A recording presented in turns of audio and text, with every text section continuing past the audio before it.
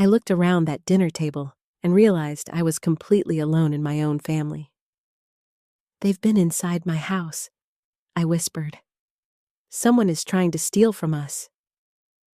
My son Ethan let out a tired sigh and rubbed his forehead. "Mom, you're being paranoid again." Vanessa smiled at me the way people smile at someone they no longer take seriously.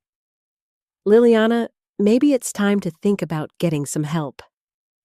Even my granddaughter Sophie couldn't look me in the eyes. My heart shattered quietly inside my chest. Then came the knock at the door. 2 police officers stepped into the dining room. And suddenly, nobody at that table was smiling anymore. If this story touched your heart, please take a moment to like and subscribe. Stories like this remind us how painful it can be when the people we love stop believing us. And I'd really love to hear from you in the comments. Have you ever been misunderstood by your own family? Tell me where you're watching from and what time it is there right now. I read every single comment. 3 years after my husband died, the house still sounded like him. That's the strangest thing about losing someone after 45 years together. They disappear from the world, but somehow they remain inside the walls, in the creak of the hallway floorboards, in the coffee stains on old newspapers, in the quiet hum of the heater at night. Thomas Wells had been gone for 3 winters, but every morning I still reached for the right side of the bed before remembering it was cold. I lived alone in the same 2-story home in Dayton, Ohio, where we raised our boys. The white paint on the porch was peeling now, and the maple tree in the front yard had grown so large it shaded almost half the lawn. Thomas used to joke that the tree would outlive all of us. Some days, I thought he might have been right. I kept myself busy the best I could. I volunteered at the church twice a month. I baked when my nerves got bad. I reread old mystery novels before bed because silence felt too loud otherwise. But grief is a strange roommate. It waits quietly in corners until something tiny brings it rushing back. Like seeing his reading glasses still sitting beside the recliner. Or hearing a song from 1978 in the grocery store. Or watching families laugh together at restaurants while you sit alone with cold coffee. The hardest part wasn't even missing Thomas. It was realizing how quickly people change after death enters a family, especially family. My oldest son Ethan used to call me almost every day. When he was younger, he'd stop by after work just to sit at the kitchen counter and complain about traffic or bills or football scores. He used to hug me before leaving, real hugs, not those quick one-armed pats people give when they're already halfway out the door. But after he married Vanessa, little things began shifting. At first, it was subtle. Missed calls, shorter visits, holidays that somehow became too complicated. Then eventually, Ethan only came over when Vanessa came too. And whenever Vanessa entered my house, it felt like someone opening a window during winter. The entire room changed temperature. She was beautiful in the polished magazine cover kind of way. Perfect hair, perfect nails, perfect smile that never quite reached her eyes. Vanessa had a talent for sounding kind while making you feel small. "Oh, Liliana, you really shouldn't lift heavy boxes at your age." "Oh, Liliana, are you sure you remembered your medication today?" "Oh, Liliana, maybe let Ethan handle the finances now. It gets confusing. Always gentle, always smiling, always planting tiny seeds." At first, I ignored it. Families are complicated, I told myself. Marriage changes people. Maybe Ethan was stressed. Maybe I was too sensitive.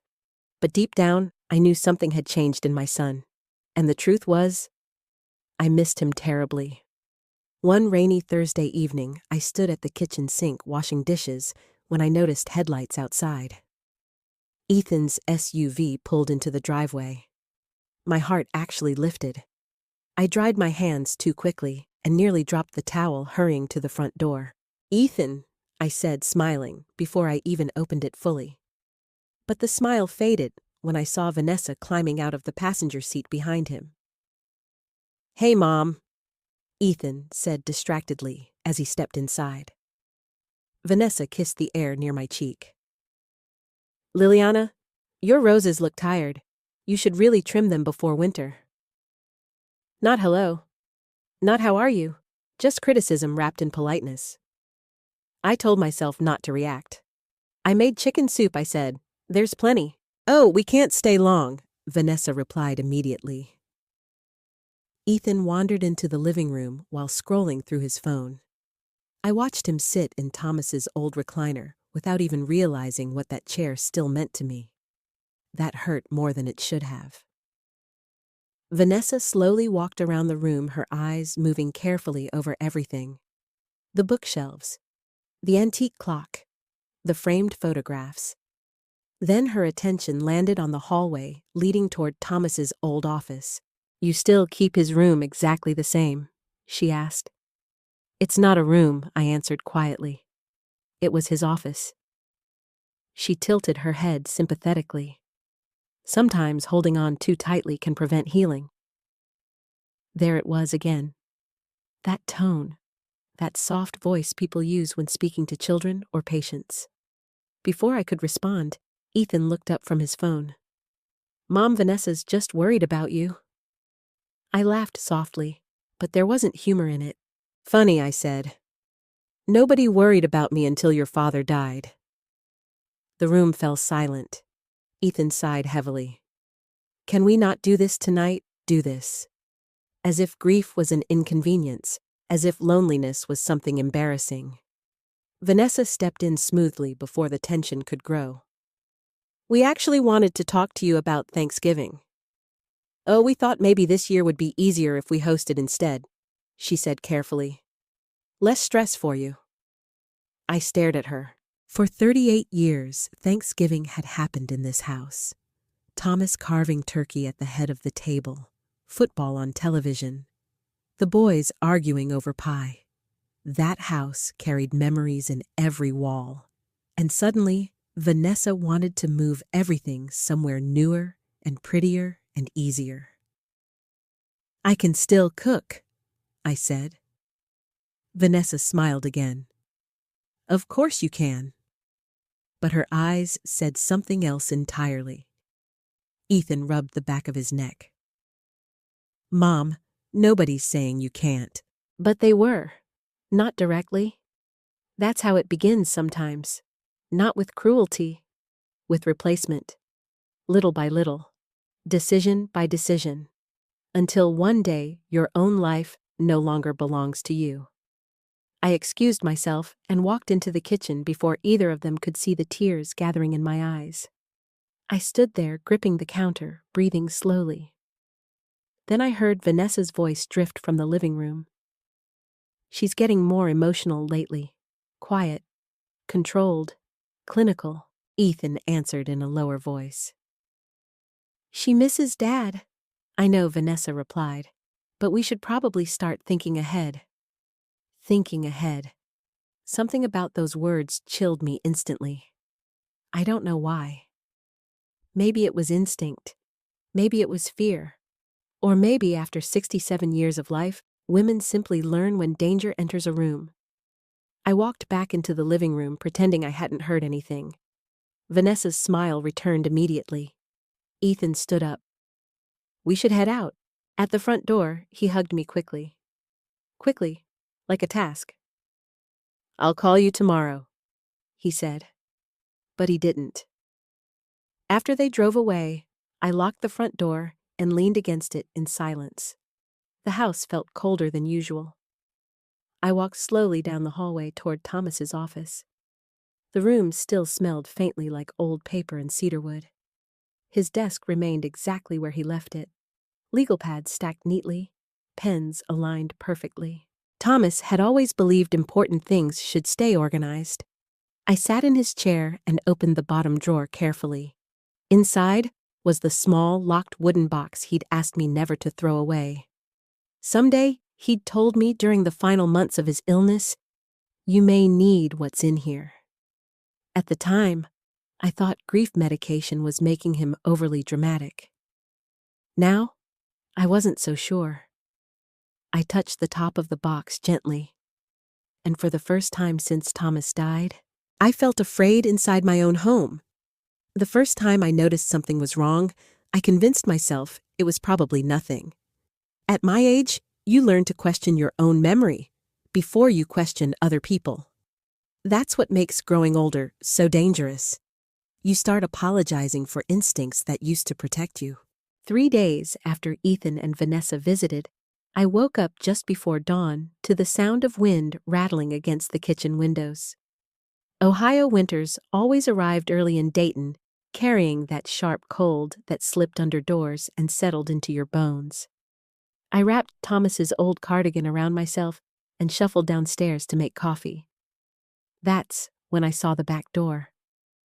Open, not wide open, just enough for the freezing air to creep inside. I stopped walking immediately. For several seconds, I simply stared at it. I always locked that door before bed. Always. Thomas used to joke that I checked locks like a prison guard every night. I moved slowly toward it, my pulse suddenly unsteady.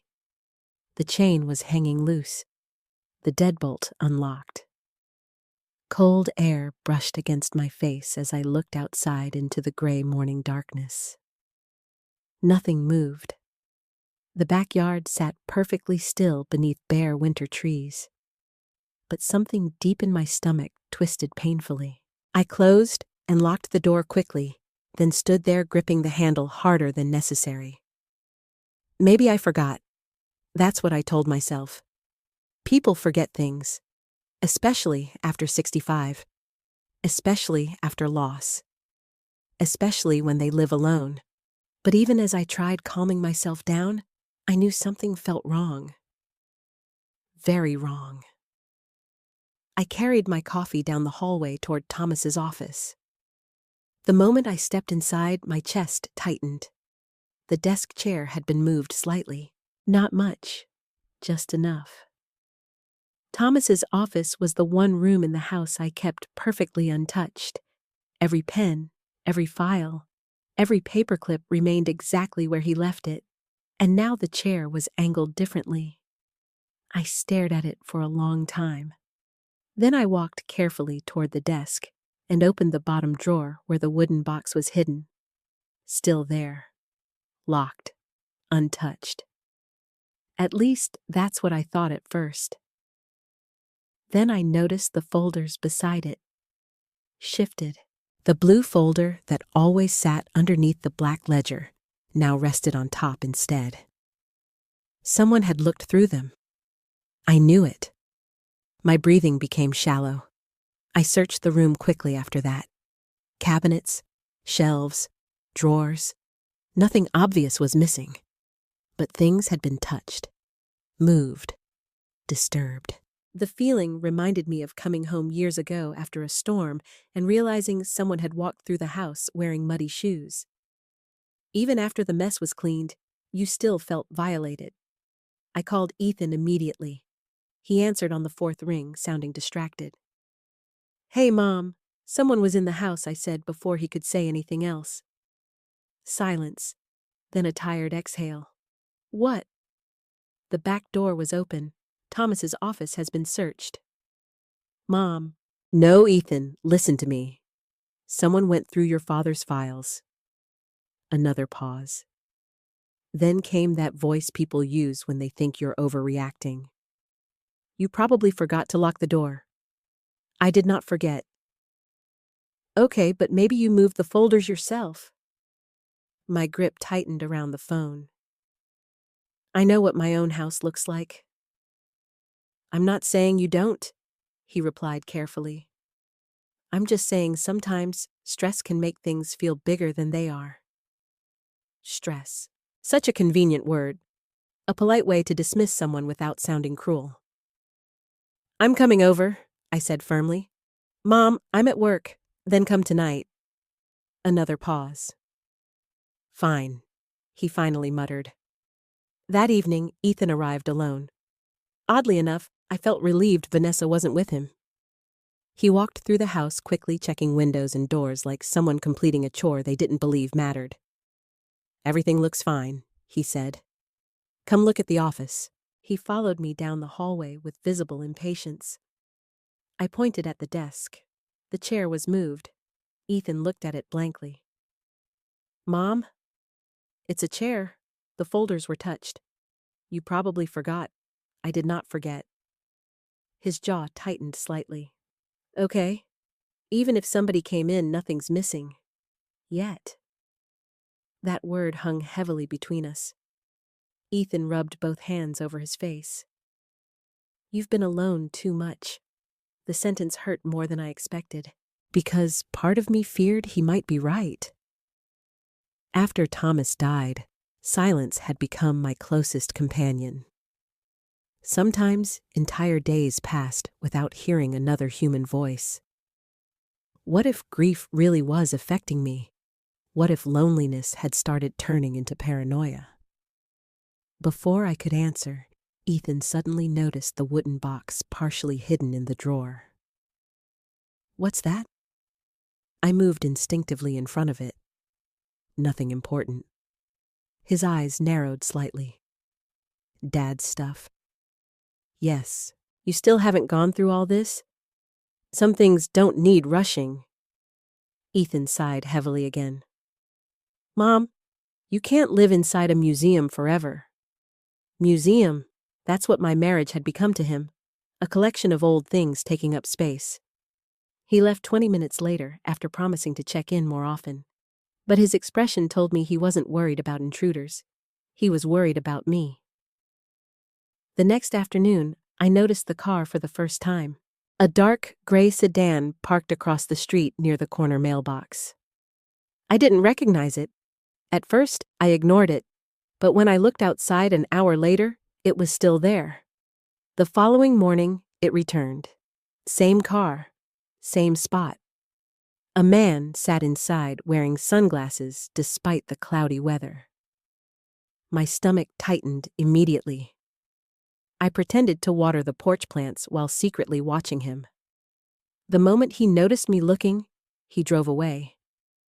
That night, I barely slept. Every creak in the house sounded louder. Every shadow looked unfamiliar. Around midnight, I got out of bed and checked the locks twice. Then 3 times. At 2 in the morning, I walked into Thomas's office again.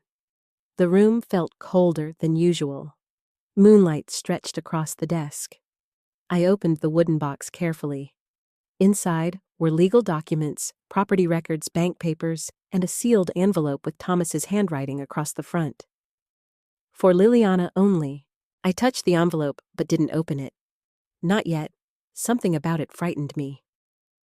The next morning, Vanessa called unexpectedly. That alone was unusual. "Hi, Liliana," she said brightly. "How are you feeling today?" Feeling, not doing. Feeling, like I was a patient being monitored. "I'm fine. I heard you've been upset about someone being in the house." So Ethan told her. Of course he did. There was someone in the house. A soft pause. Then came that gentle voice again. "Liliana, have you thought about maybe talking to someone? Grief counseling can help with anxiety?" There it was. Not concern. Positioning. Tiny suggestions repeated over time until they start sounding like truth. "I'm not confused," I said sharply. "I didn't say you were." But she had, without saying it directly. That's how manipulation works best. It whispers. Never shouts. After we hung up, I stood frozen in the kitchen for a long time. Then I walked to the front window. The gray sedan was back, parked across the street, watching the house. And this time, I was absolutely certain I wasn't imagining it. 2 days later, Vanessa called and announced the family dinner like she was planning a corporate event. "We really need time together," she said warmly over the phone. "Everyone's been stressed lately. Everyone." That word almost made me laugh. The only person truly stressed was me, and somehow, I was also the only one nobody believed. "I don't know if I'm up for hosting," I told her carefully. "Oh, nonsense," Vanessa replied immediately. "This house has always been the center of the family." The sentence sounded sweet on the surface, but something about it unsettled me deeply, because Vanessa never cared about family traditions before. For the past 3 Thanksgivings, she'd complained about my old dining chairs, my crowded kitchen, my outdated serving dishes. Now suddenly, she wanted everyone gathered in my home, at my table, around my memories. "We'll handle everything," she continued smoothly. "Food, wine, cleanup. You just relax." Relax. Another word people use when they want control. "When is this dinner?" I asked. "Saturday night. 3 days away." Before I could answer, she added casually, "Caleb's coming too." That surprised me. Thomas and I used to joke that our younger son Caleb was born suspicious. Unlike Ethan, Caleb never trusted charm easily. He asked questions. He noticed details. Vanessa and Caleb tolerated each other but barely. The idea that she invited him willingly felt strange. "Fine," I finally said quietly. "Wonderful," Vanessa answered. "Oh, and Ethan mentioned you've been anxious lately. We'll make this a peaceful evening." Anxious. There it was again. Not afraid, not concerned. Anxious. A word that slowly turns a woman's instincts into symptoms. After we hung up, I stood in the kitchen staring at the wall for nearly a minute. Then I walked straight to the front window. The gray sedan was gone. But somehow that didn't make me feel safer. That afternoon, I decided to clean the dining room before the weekend. If strangers were going to sit at my table pretending to love me, at least the house would look dignified. I polished silverware that hadn't been used since Thomas's funeral luncheon. As I dusted the china cabinet, memories hit me in waves. Thomas laughing with turkey gravy on his tie. Ethan and Caleb wrestling over dinner rolls as boys. Sophie at age 6 proudly helping me decorate cookies. Back then, this house felt warm. Now, it felt watched. Around 4 in the afternoon, I carried a box of old table linens upstairs to the hallway closet. On my way back down, I heard voices outside near the side yard. I froze instantly. A man's voice. Low, muffled. Then Vanessa's voice. I moved quietly toward the kitchen window and peeked through the curtains. Vanessa stood beside a dark-colored SUV parked near the curb. And beside her was a man I had never seen before. Tall, broad shoulders, dark coat. He wasn't smiling. Vanessa handed him something. An envelope. My pulse immediately quickened. The man glanced toward the house, and I stepped back so quickly my shoulder hit the wall. A second later, I carefully looked again. The SUV was pulling away.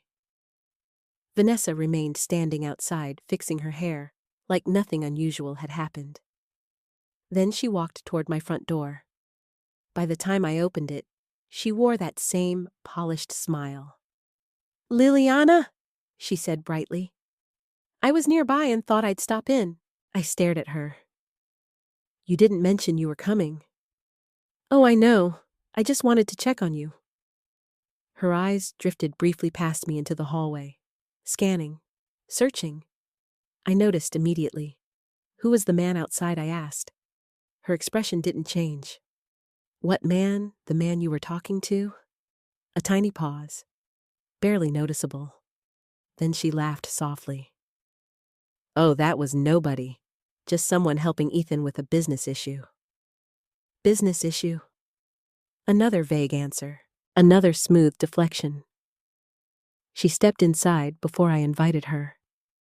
I hated that. Thomas always believed entering someone's home without permission revealed character. Vanessa wandered slowly through the dining room. "You've kept this place exactly the same," she murmured. "It's my home." "Of course." Again that tone, agreeing without agreeing. Then her eyes landed on the hallway leading toward Thomas's office. "You still go in there every day?" she asked. "Yes." "Doesn't it make moving on harder?" The question pierced me. People who truly understand grief never ask you to move on. "I'm not trying to erase my husband," I answered coldly. Vanessa tilted her head sympathetically. "Nobody's asking you to erase him." But again, it felt like they were. Little by little. Memory by memory. She followed me into the kitchen while I made tea neither of us really wanted. "You know," she said casually, "Ethan worries about you living alone." "I've lived alone for 3 years. I know. But lately—" She hesitated carefully. "You've seemed frightened." "I have reasons." "Liliana?" Her voice softened. "Sometimes after major loss, people can become suspicious of things that aren't really happening." There it was. Finally. Not directly calling me unstable, just carefully leading the conversation there. I stared at her across the kitchen counter. "Do you think I'm imagining things?" "No," she said quickly. "I just think stress can affect perception." Perception. Not reality. Perception. The woman could turn manipulation into poetry. Before I could respond, she smiled brightly again. "Oh, I almost forgot." She reached into her purse and pulled out a folder. My stomach tightened instantly. "What's that? Nothing serious?" she said lightly. "Just some emergency contact paperwork Ethan thought would be smart." I didn't touch it. "What kind of paperwork?" "In case something ever happens medically." I stared at the folder without opening it. "No." Her smile flickered slightly. "You haven't even looked at it." I said no. For the first time since I'd known her, a flash of irritation crossed Vanessa's face. Only for a second. But I saw it. Then the sweetness returned instantly. "Of course," she said softly. "I just worry because you've been forgetting things." My chest tightened. "I am not forgetting things. No one's attacking you." But that was exactly what it felt like. An attack disguised as concern. She left 20 minutes later after kissing my cheek again. The second her car disappeared down the street, I locked every door in the house. Then I picked up the folder she'd left behind on the kitchen counter. My hands trembled slightly as I opened it. Inside were medical release forms, financial authorization forms, temporary decision-making agreements. My breath caught painfully in my throat.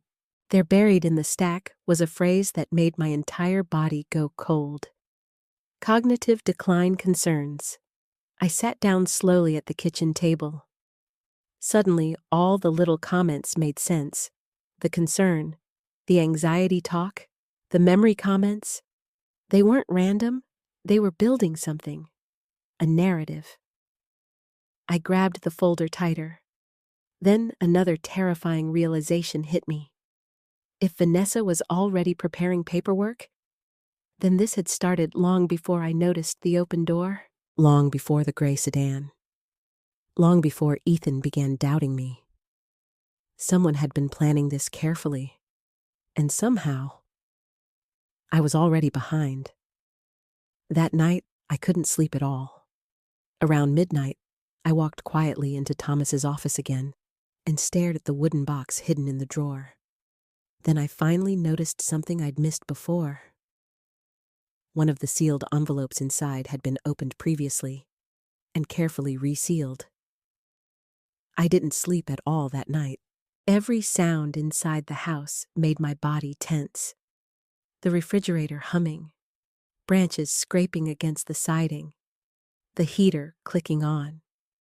At one point, around 3 a.m, I actually got out of bed and walked through the entire house, carrying Thomas's old flashlight like some frightened child. But fear changes people, especially when no one believes you. By sunrise, I had already made a decision. I was going to talk to Ethan alone. Not with Vanessa beside him. Not with her soft voice twisting every conversation. Just me and my son, the way it used to be. I called him around 9. "Can you come by tonight?" I asked quietly. A pause. "Why I need to talk to you?" Another pause. "Then is this about the house again?" The way he said it hurt, like my fear had become an inconvenience. "Yes." He sighed heavily into the phone. "Mom, please." Silence stretched between us. Finally, he answered fine. After work. The entire day crawled by painfully slowly. I tried distracting myself by baking banana bread, but I burned the first loaf because I kept staring out the kitchen window, expecting that gray sedan to return. It never did. Oddly enough, that frightened me even more. By 6:30 that evening, Ethan arrived. Alone. For a moment, relief washed over me. Maybe this conversation still had a chance. He stepped inside, wearing his winter coat and loosened tie, looking exhausted already. "You okay?" he asked automatically. No warmth behind it, just routine politeness. "I made coffee. I can't stay long." "Of course not." We sat at the kitchen table where I used to help him with math homework when he was 10 years old. Back when he trusted me. Back when I trusted him, too. For a few seconds, neither of us spoke. Then I slid the folder Vanessa left across the table toward him. His eyes narrowed immediately. "What's this?" "She brought it here yesterday." He opened it slowly. As he flipped through the pages, his expression became guarded. "It's just precautionary paperwork." "Precautionary for what? In case something happens medically." "Why does it mention cognitive decline?" His jaw tightened. "Mom, it's standard wording." "No, it isn't." He rubbed his forehead again, already irritated. "You're making this bigger than it is." I stared at him in disbelief. "Someone has been inside my house. Your wife is bringing legal paperwork about my mental condition. There's a strange man meeting her outside my home. And you think I'm overreacting?" His expression shifted instantly at that. "What strange man?" I leaned forward. "So, she didn't tell you? Tell me what I saw her outside with someone 2 days ago?" Tall man, dark coat. They were exchanging envelopes. Ethan stared at me for a moment before letting out a short laugh of frustration. "Mom, seriously, I'm serious. You've built this entire conspiracy in your head." My chest tightened painfully. "This is not in my head." "Yes, it is," he snapped suddenly. The force in his voice stunned me silent. Ethan immediately looked away, guilty for losing his temper. But the damage was already done. I swallowed hard before speaking again. "Do you honestly think I'm losing my mind?" His silence answered before his words did. "That's not what I said." "But you're thinking it." "No," he replied quickly. "I think you're lonely. I think Dad's death hit you harder than you admit." Tears burned behind my eyes. "You think grief made me stupid?" "No one said stupid." "Then what exactly are you saying, Ethan?" He stood up abruptly and walked toward the sink, frustrated. "I'm saying you're seeing danger everywhere. Because there is danger." He laughed bitterly. "Mom, there are no intruders. Nobody's after your house. Nobody's plotting against you. You don't know that." "Yes, I do." How he turned around sharply. "Because Vanessa would never do something like that." There it was. Not logic, not evidence. Faith. Complete blind faith in his wife. I looked at my son standing in my kitchen and suddenly realized something horrifying. He had already chosen who to believe. And it wasn't me. "I found opened envelopes in your father's office," I whispered. Ethan froze slightly. "What, someone searched through Thomas's papers?" "You probably opened them yourself and forgot." The second he said it, something inside me cracked. Forgot. That word again. Always forgetting. Always confused. Always anxious. Tiny labels repeated over and over until they became chains. I stood up slowly from the table. I know what you and Vanessa are doing. His face hardened instantly. What does that mean you're trying to convince everyone I'm unstable? That is insane. No, I answered quietly. What's insane is how quickly my own son stopped trusting me. His expression shifted from anger to disbelief. You think I'm trying to hurt you? I think Vanessa is manipulating you. Stop blaming my wife for everything. I'm blaming the woman leaving paperwork about mental decline in my kitchen. That paperwork was to help you. No. It was to control me? The room fell silent. Heavy. Painful. Then Ethan said the sentence I think I'll remember for the rest of my life. Mom, you're acting paranoid. The words hit harder than shouting would have, because he sounded sincere. Like he truly believed it. Like somewhere along the line, I had become someone fragile and irrational in his eyes. I stared at him across the kitchen, remembering the little boy who used to run into my arms after nightmares. Now, I was the nightmare. I sat back down slowly because my knees suddenly felt weak. You know what hurts the most? I asked softly. Ethan looked exhausted now, more than angry. What? That you don't even realize she's changing you. He shook his head immediately. No, Mom. Vanessa's trying to help hold this family together while you push everyone away. I laughed softly through tears. That's what you think this is. What else am I supposed to think? I looked at him for a long moment before answering. You're supposed to think maybe your mother deserves to be believed. The silence afterward felt unbearable. Then footsteps sounded in the hallway. Sophie. I hadn't even realized she'd come in behind Ethan. She stood near the kitchen entrance, clutching her phone, looking nervous. Dad? She asked quietly. Ethan immediately softened his voice. It's okay, sweetheart. But Sophie looked at me uncertainly. Not lovingly, not comfortably, carefully, like she wasn't sure what version of me she'd find. That hurt more than Ethan's words somehow. Sophie, I whispered, do you think I'm crazy too? Her eyes widened instantly. No, but hesitation followed immediately after. And hesitation can break a heart just as deeply as cruelty. She looked at her father helplessly. Mom says stress can make people imagine things. There it was again. Vanessa's voice. Inside everyone else now? I looked down at the kitchen table because suddenly I couldn't bear seeing either of them. For the first time in my life, I felt completely alone inside my own family. Ethan walked toward the door a few minutes later. We'll talk again after dinner Saturday, he said gently, like calming someone unstable. Then he added the sentence that made cold fear crawl up my spine. Vanessa's only trying to protect you. Protect me. No. Something deep inside me knew the truth already. Vanessa wasn't trying to protect me. She was preparing something. And somehow, Saturday night was part of the plan. The morning after Ethan left, I sat alone at the kitchen table, staring at my untouched coffee for nearly an hour. Everything inside me felt exhausted.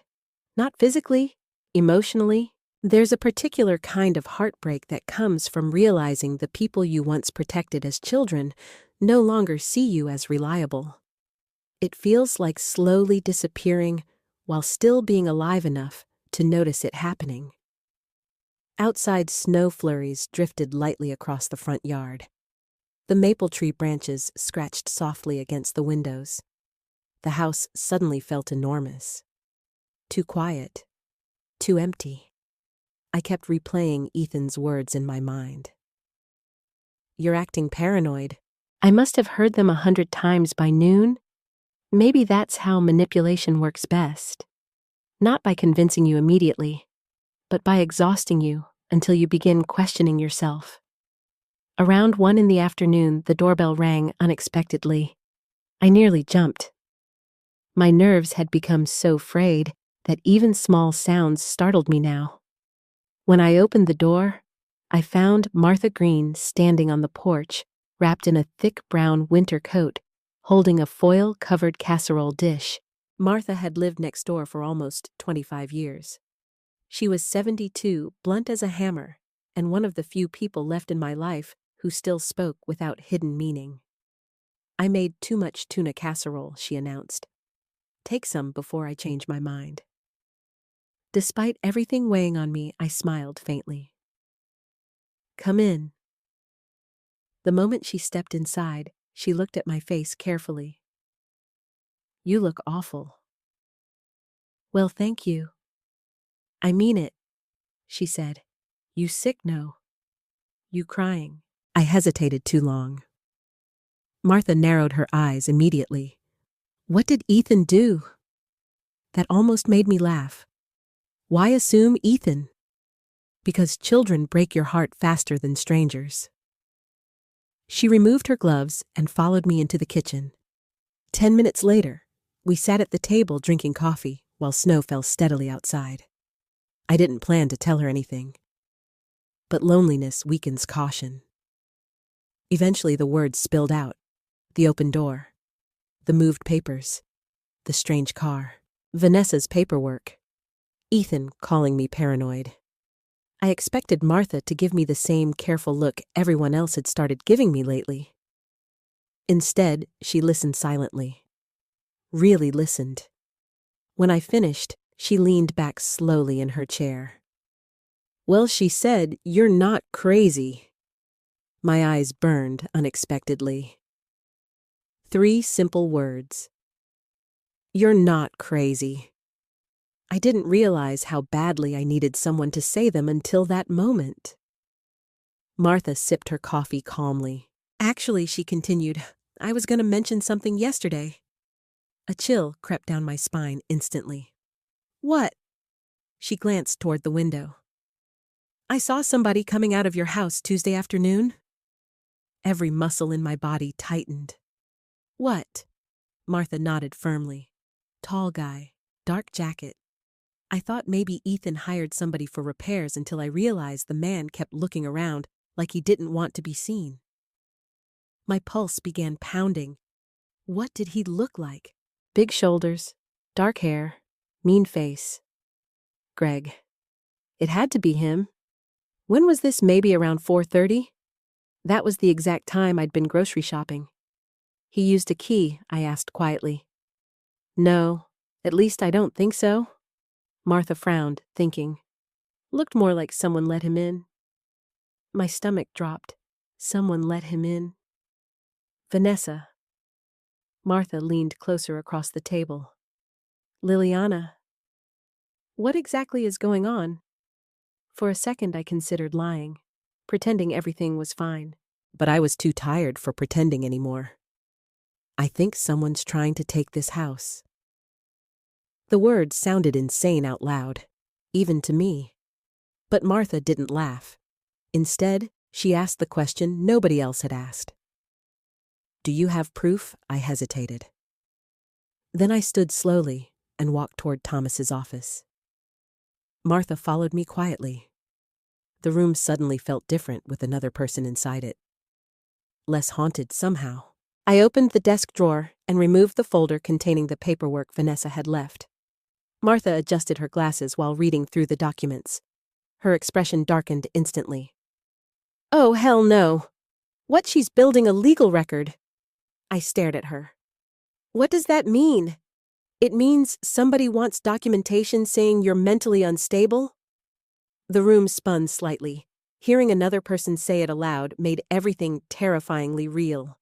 Martha flipped through the pages more aggressively now. These forms mentioned diminished memory, emotional instability, impaired judgment.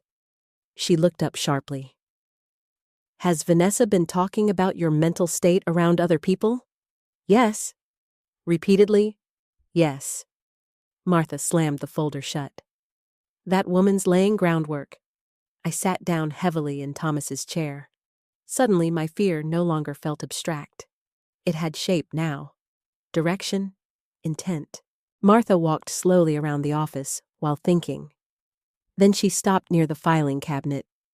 Did Thomas leave financial records? Yes. Property documents, yes. Anything valuable? I thought carefully before answering. Thomas handled most of our legal paperwork himself. He always said keeping copies mattered. Martha crossed her arms. Then that's what they're after. A terrible silence settled over the room. Then Martha noticed the opened envelope sitting separately on the desk. What's that? I found it resealed. Open it. I haven't been able to. Liliana. My hands trembled slightly as I picked it up. Thomas's handwriting across the front nearly shattered me all over again. For Liliana only. Slowly, I opened it. Inside was a folded document and a handwritten note. The note read, If anyone ever pressures you about this house, do not sign anything without Daniel Harper present. My breath caught painfully. Beneath the note sat legal documents stamped with official seals. I didn't fully understand them yet, but Martha immediately pointed to one section. Wait. She leaned closer. This mentions conservatorship protection. The word sent ice through my veins. Conservatorship, control, authority, power over another person's finances and decisions. My hands started shaking harder now.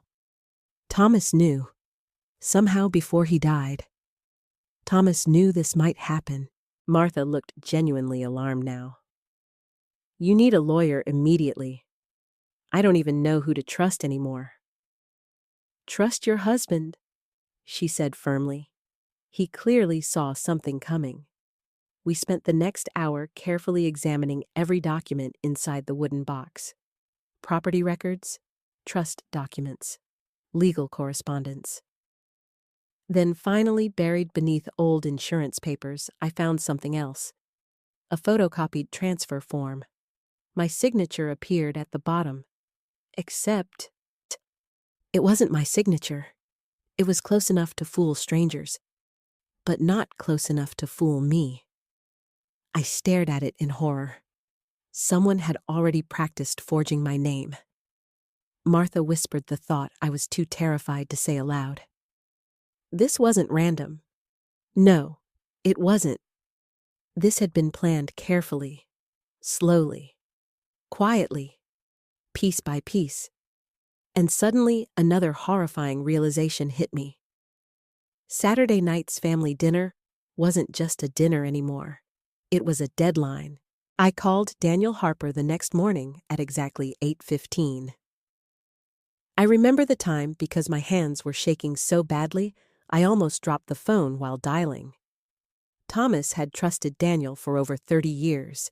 He handled everything from our will to property taxes to the paperwork for Thomas's small construction business before retirement.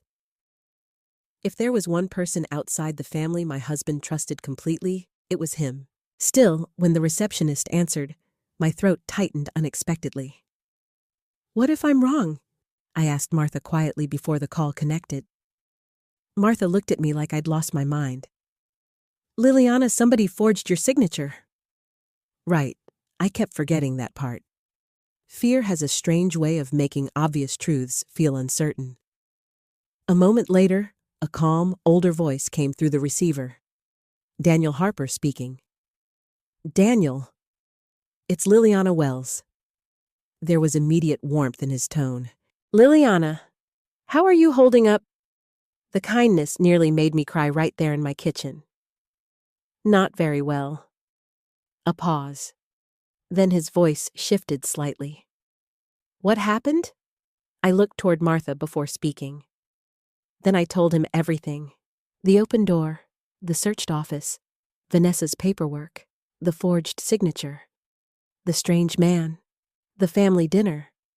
Daniel didn't interrupt once. When I finally finished, silence stretched across the line for several long seconds. Then he asked quietly, "Did Thomas's envelope mention me specifically?"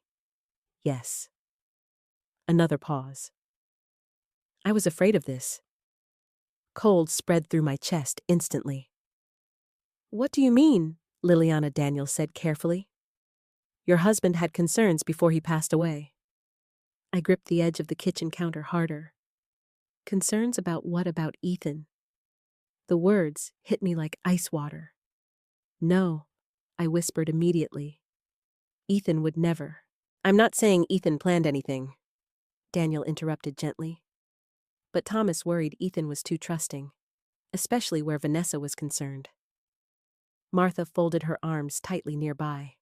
I closed my eyes. Thomas had seen this coming. Somehow he had seen all of it before I did. "Why didn't he tell me?" I asked softly. "He didn't want to poison your relationship with your son unless absolutely necessary." That sounded exactly like Thomas. Always protecting everyone, even while dying. Daniel continued carefully. "Toward the end of his illness, Thomas became very focused on safeguarding the house and your finances." I sat down slowly at the kitchen table. "What exactly did he do?" "There's a trust attached to the property. I know about the trust." "No," Daniel said quietly. "You know part of it?" A chill moved through me. "What does that mean?" "It means Thomas included additional protective clauses?" I glanced toward Martha. Neither of us spoke. Daniel lowered his voice slightly. "Liliana, has anyone pressured you to sign documents yet?" "Yes. Have you signed anything?" "No." "Good. Listen to me carefully now." His tone became firm in a way I'd rarely heard before. "Do not sign anything, not medical forms, not financial forms. Nothing." Fear curled deeper inside my stomach. "Daniel, what's happening? I think someone may be preparing to argue that you're mentally unfit to manage your own affairs." Even though Martha had already said it yesterday, hearing it from Daniel made the threat feel horrifyingly official. I suddenly couldn't breathe properly. "They can't do that. They can try." I pressed my hand against my chest. "But Ethan wouldn't," Liliana Daniel interrupted softly. "People rarely believe they're hurting family when manipulation happens gradually." The sentence crushed me because deep down, I knew he was right. Daniel sighed heavily on the phone. "Thomas specifically worried about emotional pressure after his death, especially once you were alone." Tears blurred my vision. He knew me too well. "Yes," Daniel said quietly. "He did." For several seconds, neither of us spoke. Then Daniel asked, "Did you find all the documents inside the wooden box?" "I think so." "No. There's another file." I looked toward Thomas's office immediately. "What file?" "Dark green folder, marked under property records." Martha and I hurried into the office while keeping Daniel on speakerphone. My hands shook as I searched the cabinet. Finally hidden behind old insurance binders, I found it. Dark green. Exactly where Daniel said. "Oh my God," Martha whispered. Inside were copies of property deeds, trust agreements, and handwritten notes from Thomas. One note stood out immediately.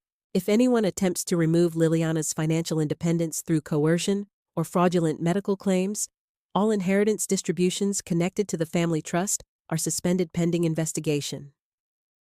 I stared at the sentence in shock. "Daniel?" "Yes. What does this mean?"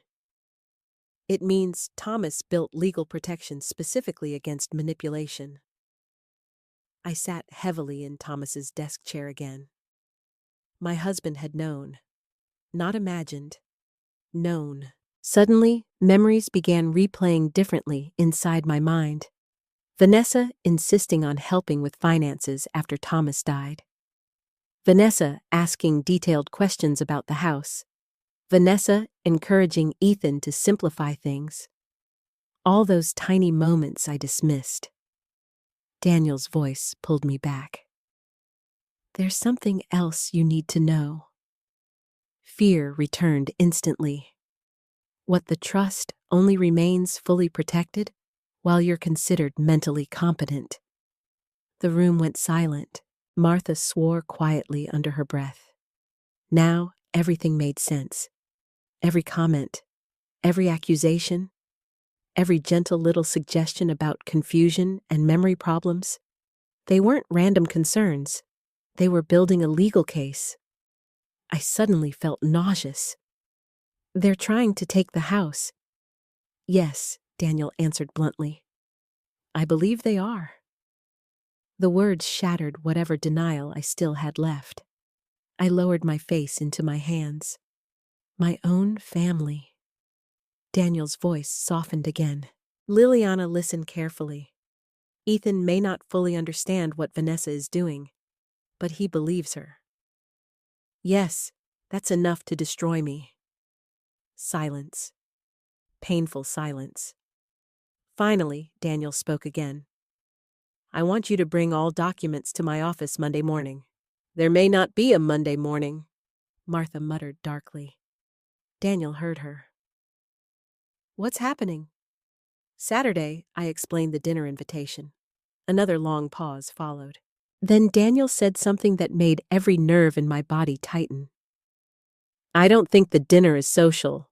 What do you mean, I think they expect you to sign something? Martha looked furious now. I knew it.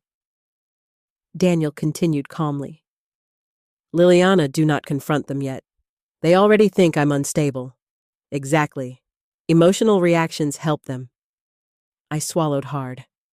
What should I do? Stay calm. Say nothing about the trust. And whatever happens, his voice became extremely serious. Do not let them isolate you during that dinner. After we hung up, the house felt eerily still again. Martha paced the kitchen while muttering angrily under her breath. I sat motionless at the table, staring at Thomas's handwriting. The realization hurt worse than fear. My husband had spent the final months of his life preparing to protect me after he was gone. Because somewhere deep down, he knew I might eventually stand alone. That thought nearly broke me. Martha suddenly stopped pacing. Wait. What that man Vanessa met outside your house? Greg. What about him? If they're building legal pressure, they'll need somebody to make things look official. I frowned slightly. What do you mean, a fake financial advisor? A consultant? Somebody who helps push paperwork? Cold spread through me again. Saturday night. The dinner. The strange man. The documents. It was all connected. I looked toward Thomas's office doorway. For the first time in days, my fear changed into something else. Clarity. They thought grief made me weak. They thought loneliness made me confused. They thought being old meant being powerless. But Thomas had left me something far more valuable than money. He left me the truth. And now? I intended to survive long enough to use it. Saturday arrived gray and bitterly cold. The kind of Ohio winter day where the sky looks heavy enough to collapse. I barely slept the night before. Every hour I checked the locks again. Every sound outside made my pulse jump. But beneath the fear now sat something steadier. Awareness. I finally understood what was happening. And once you understand danger, you stop feeling helpless. You start preparing. By 8 in the morning, I had already moved the original trust documents out of Thomas's office and hidden them inside an old sewing box in the attic. No one in this family had touched that attic in years. Vanessa hated dust too much to climb up there herself. I kept only photocopies inside the office drawer. Let them search again if they wanted. They wouldn't find what mattered. After that, I sat at the kitchen table with a yellow legal pad and began writing down everything that had happened over the past few weeks. Dates, times, conversations, the gray sedan, the forged signature, the paperwork Vanessa left behind, the man outside the house.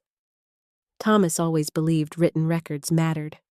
Memory fades, he used to say. Paper doesn't. By noon, my nerves were stretched thin. Then the phone rang. Vanessa. Of course, I stared at the screen before answering. "Hello, Liliana," she said brightly. "Still on for tonight?" Her voice sounded cheerful, relaxed, like she wasn't trying to dismantle my life piece by piece. "Yes, wonderful. Ethan's picking up Caleb at 5 and we'll all arrive around 6. I noticed she said arrive, not come over. Arrive, like this was an event with a purpose. "Sounds fine," I answered carefully. A pause followed. Then Vanessa spoke again, her voice softer now. "How are you feeling today?" There it was again. Not how are you feeling? As though my emotional state itself had become the subject. "I'm fine." "That's good." Another pause.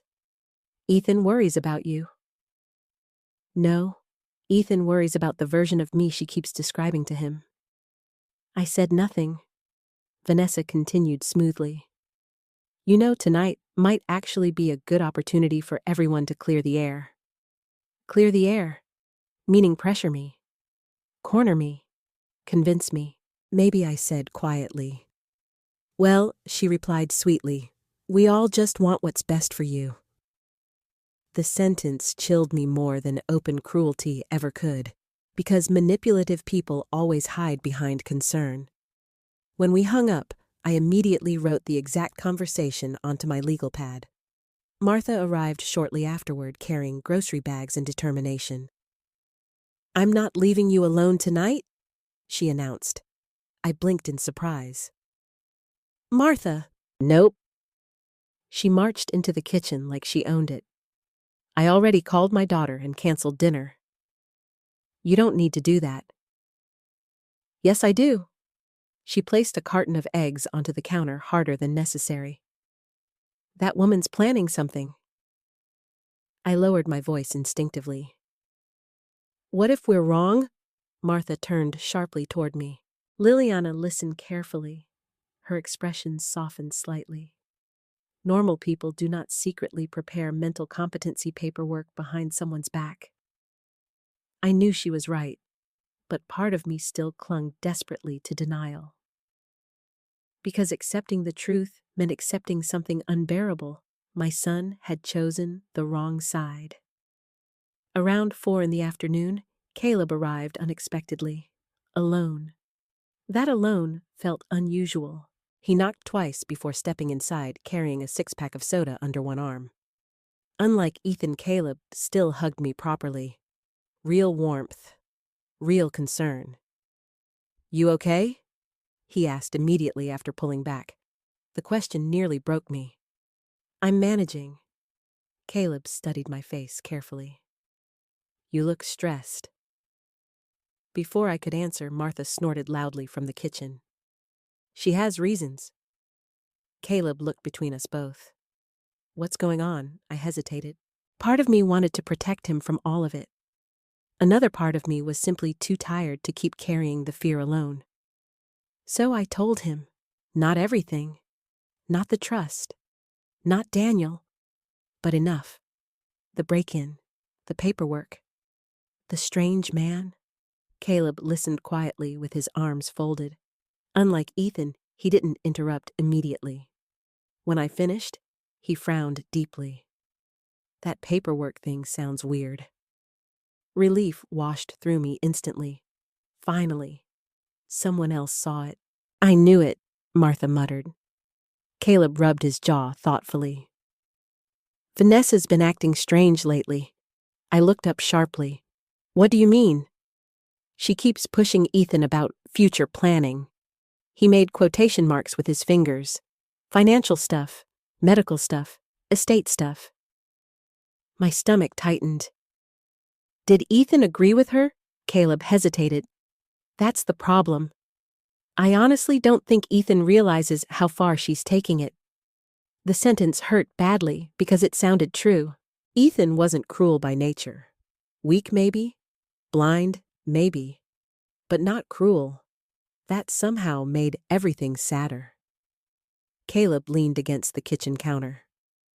You know Vanessa's uncle fought over inheritance money for years, right? No. She grew up around a lot of ugly family legal battles. Martha folded her arms tighter.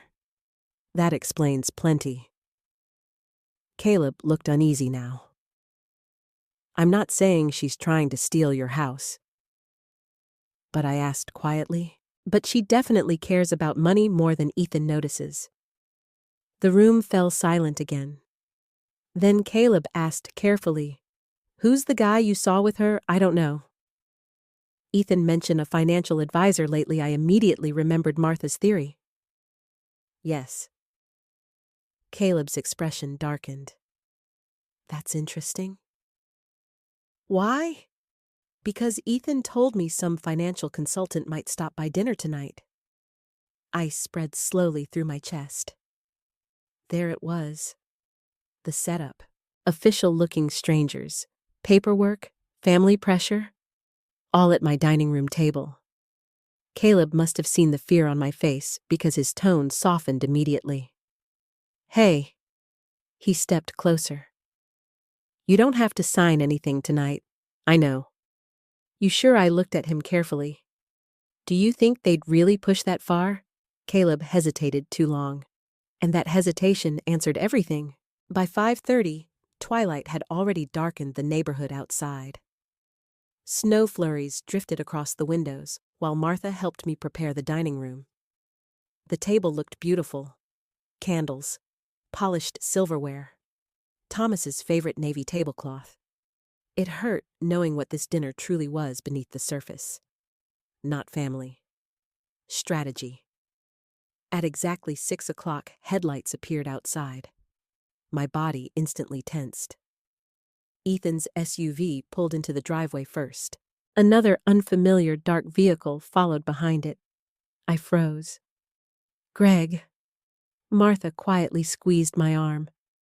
Stay calm. The front door opened moments later. Voices filled the hallway. Vanessa entered first wearing an expensive cream-colored coat and that same flawless smile. Liliana, she said warmly, kissing my cheek. Everything smells wonderful. Behind her came Ethan, then Sophie, then Caleb, and finally, the man from outside my house. Tall, dark coat, controlled expression. Greg Turner. Vanessa smiled brightly as she gestured toward him. Oh, and this is Greg. He's been helping us with some financial planning ideas. Greg extended his hand toward me. His eyes looked cold. Professional, careful, the kind of eyes that measured people. I forced myself to shake his hand anyway. For one brief second, he held my gaze too long, almost like a warning. And in that moment, I knew with absolute certainty. Tonight was not a family dinner. It was an ambush. The strangest thing about betrayal is how normal it looks in the beginning. People still smile. They still compliment your cooking. They still ask you to pass the bread. And somehow, that makes it even worse. Because evil rarely announces itself loudly at first. Sometimes, it sits politely at your dining room table. I stood near the stove, pretending to focus on dinner, while secretly watching everyone move through the kitchen. Vanessa uncorked wine bottles with practiced elegance, laughing softly at things Ethan said. Sophie scrolled through her phone between helping set plates on the table. Caleb lingered nearby with the tense expression of someone slowly realizing he'd walked into the wrong situation. And Greg Turner? Greg watched everything. Not openly, professionally. The way a man watches a negotiation before the contracts appear.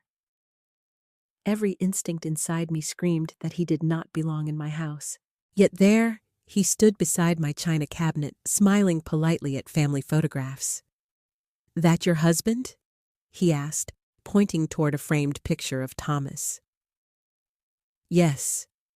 Greg nodded slowly. "He looks like a smart man." The comment sounded harmless, but something about the way he said it unsettled me deeply. Before I could answer, Vanessa stepped smoothly beside him. "Thomas handled all the financial planning himself," she explained casually. I looked at her sharply. "Why was she discussing finances already?" Greg gave a sympathetic nod. "That can make transitions difficult after loss." Transitions, another carefully chosen word. Not grief, not family.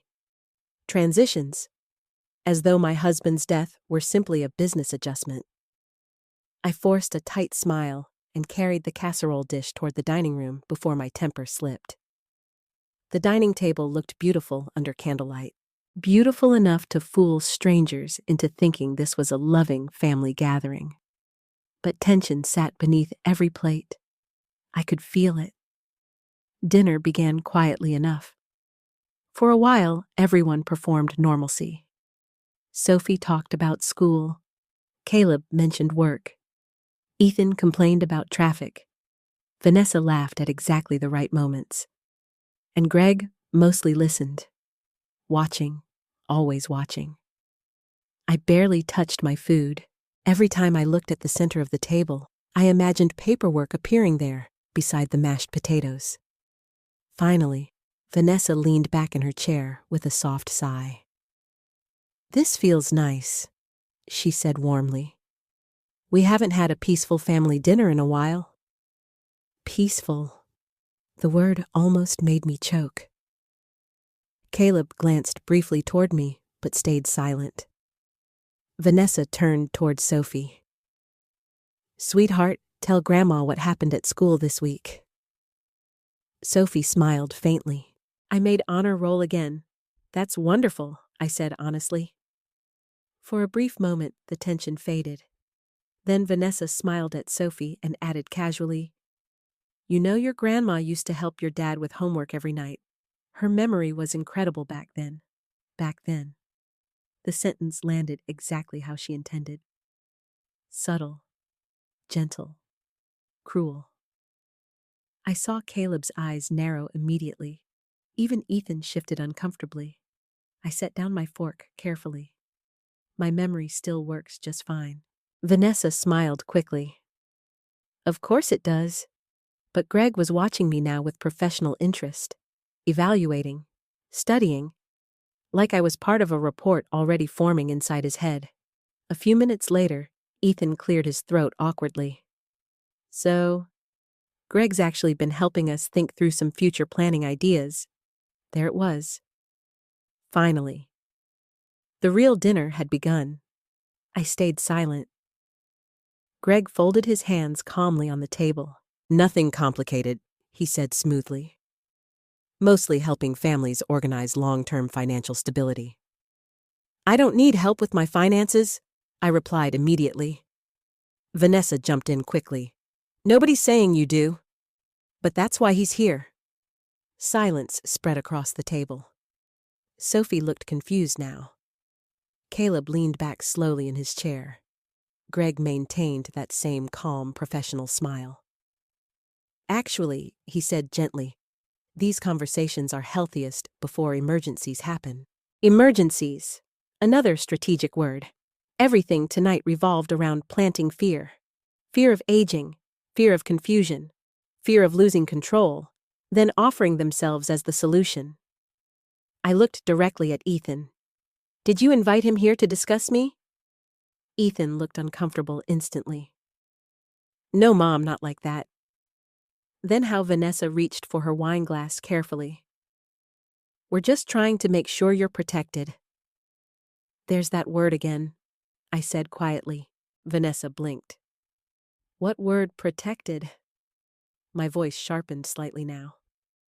"You keep talking about protecting me like I'm incapable of protecting myself. Nobody said incapable. But you keep implying it."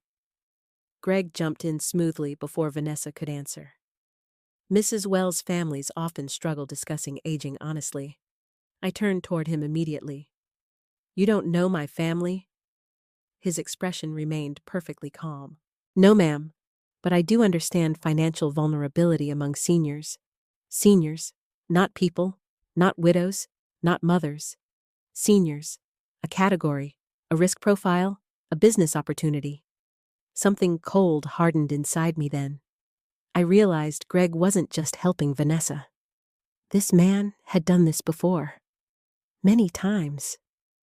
Vanessa reached into her purse suddenly. My pulse spiked instantly. Then she placed a thin folder beside her plate. There it was. The trap.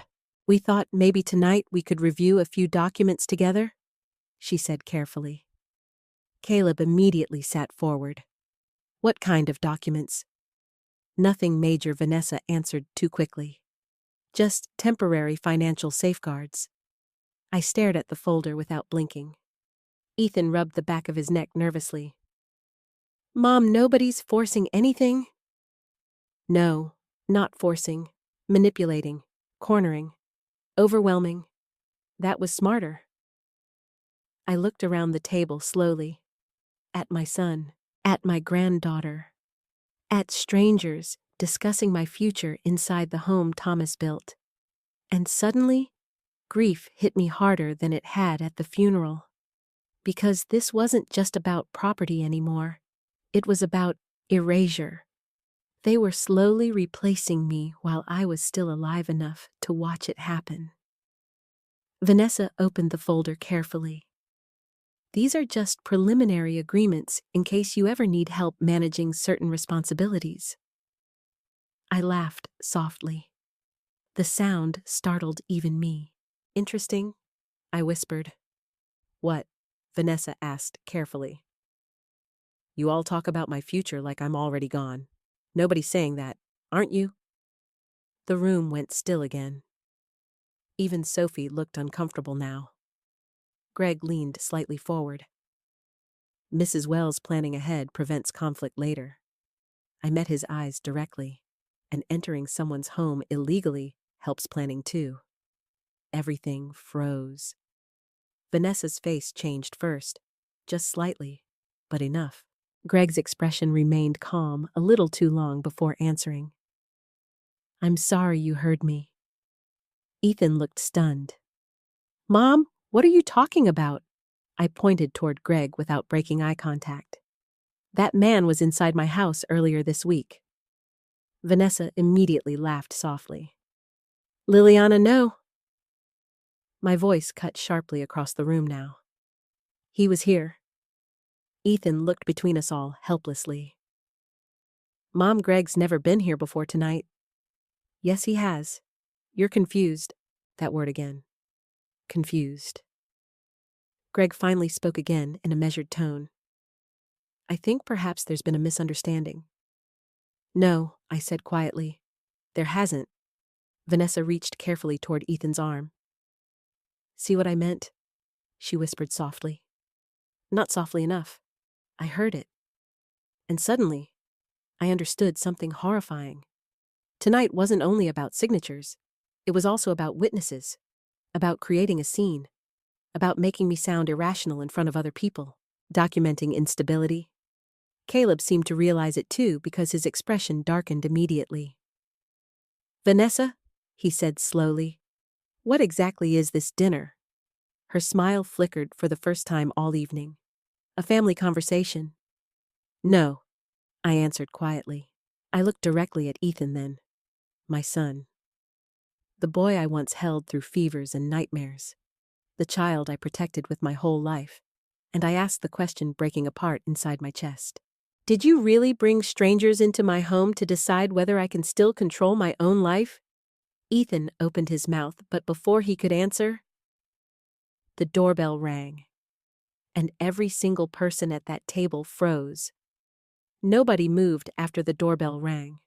For one suspended moment, the only sound in the room was the soft crackling of candle flames and the faint hum of the refrigerator from the kitchen. Then Vanessa recovered first.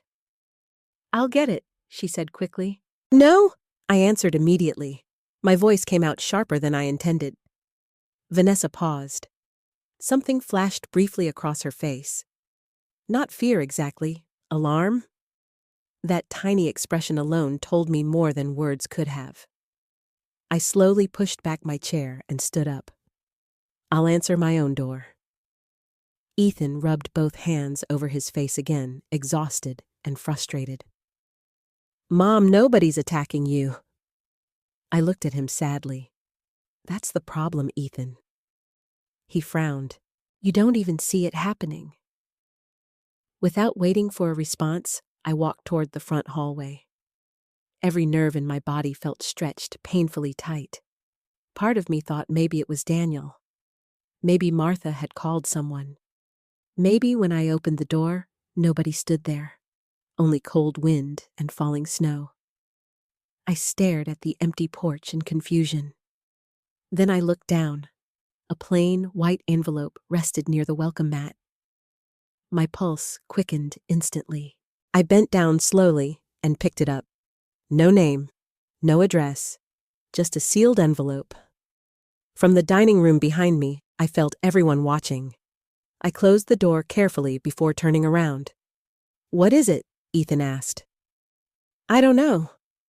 Vanessa stood now too, her expression carefully controlled. Probably just a neighbor dropping something off. Maybe. But something deep inside me knew otherwise. I carried the envelope back to the dining room table slowly. Nobody sat anymore. The entire atmosphere had changed. The fake warmth was gone now. All that remained was tension. I opened the envelope carefully. Inside was a single folded sheet of paper, 3 typed sentences. Stop digging through Thomas's files. Sign the papers tonight, or things get worse. Ice flooded my entire body. Caleb stepped closer immediately. What the hell is that? I couldn't answer. Vanessa's face had gone pale. Ethan took the paper from my trembling hands and read it quickly. Then he looked stunned. What is this? I stared directly at Vanessa. You tell me. Are you serious? She snapped suddenly. There it was, the mask slipping. Real anger, real panic. You think I wrote this? I think somebody involved in this dinner did?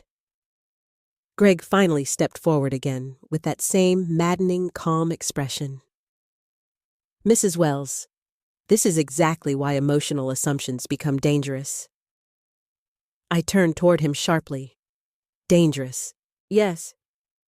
His voice remained measured. You're escalating paranoia into accusations. Paranoia. The word snapped something inside me. No, I said quietly. What's dangerous is everyone in this room pretending I'm crazy while threatening notes appear on my front porch. Ethan looked overwhelmed now. Mom, nobody here threatened you. How do you know? Because this is insane? I stared at my son. There it is, again. What you keep using that word. He threw his hands up helplessly. Because none of this makes sense. It makes perfect sense. Vanessa folded her arms tightly. Liliana, you're frightening, Sophie. I looked toward my granddaughter. Sophie stood frozen near the wall, eyes wide with confusion and fear. Not fear of Vanessa. Fear of me. That realization broke my heart all over again. I softened my voice immediately. Sophie, sweetheart, I'm not trying to scare you. Vanessa stepped protectively beside her daughter. You see, she whispered softly toward Ethan. This is exactly what I was talking about. My stomach dropped. She was still doing it, even now, using every emotional moment as evidence. Caleb suddenly spoke sharply. Enough! Everyone turned toward him. His expression looked darker than I'd seen all night. You all keep talking around the issue, he said slowly. So let's say it clearly. Nobody answered. Caleb looked directly at Vanessa. Did you bring Greg here to get Mom to sign something tonight? Vanessa blinked. Of course not. That's not what I asked. Ethan immediately jumped in. "Caleb, stop." "No," Caleb answered firmly, "because something's seriously wrong here." Relief flickered briefly through me. Finally, someone else saw it. Vanessa's polished calm began cracking now. "We're trying to help her. With what exactly Caleb demanded, with planning ahead for what Vanessa hesitated, just long enough." Then Greg stepped smoothly into the silence again. Long-term cognitive care planning is common after significant behavioral changes. Behavioral changes. I stared at him in disbelief. "That's what you think this is?" Greg remained calm. "I think grief can manifest in ways families struggle to manage alone." The man spoke like a textbook.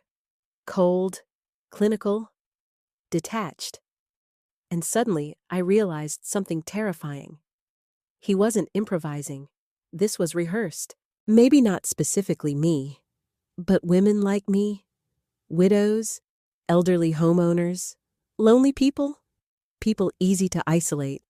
My voice turned deadly quiet. "How many families have you done this to?" Greg's expression hardened slightly for the first time. "I don't appreciate the accusation." "No?" I answered.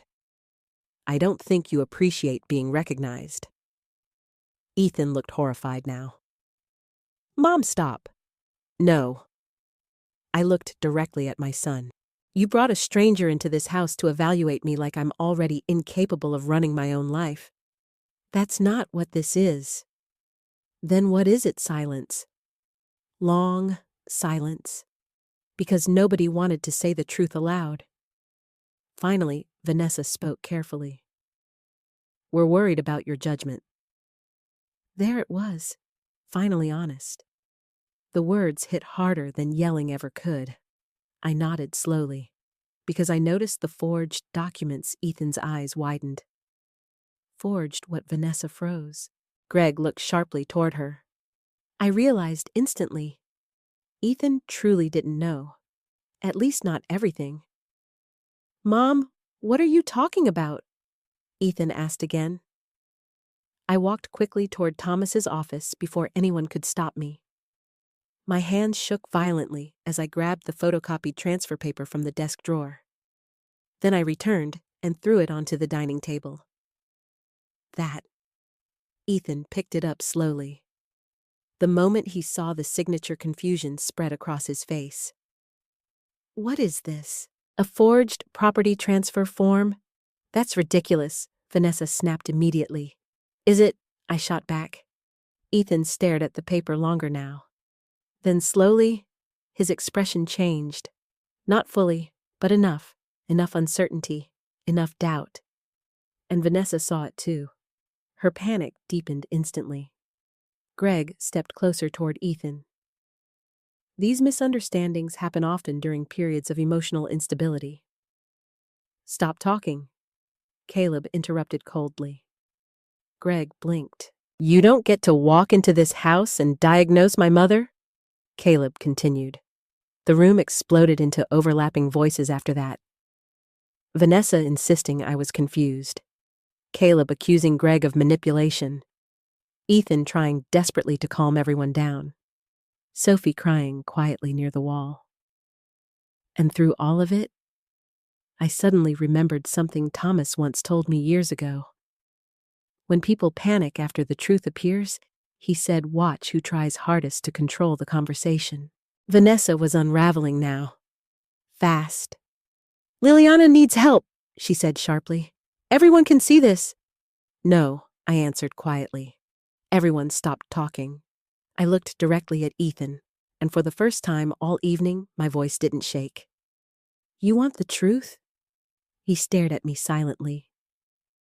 "I think your wife is trying to convince this family I'm mentally unstable so she can control this house."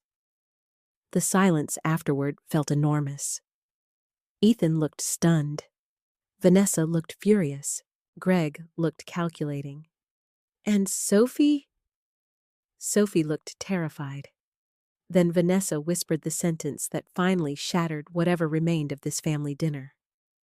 "She really is losing it." And suddenly, I understood something heartbreaking.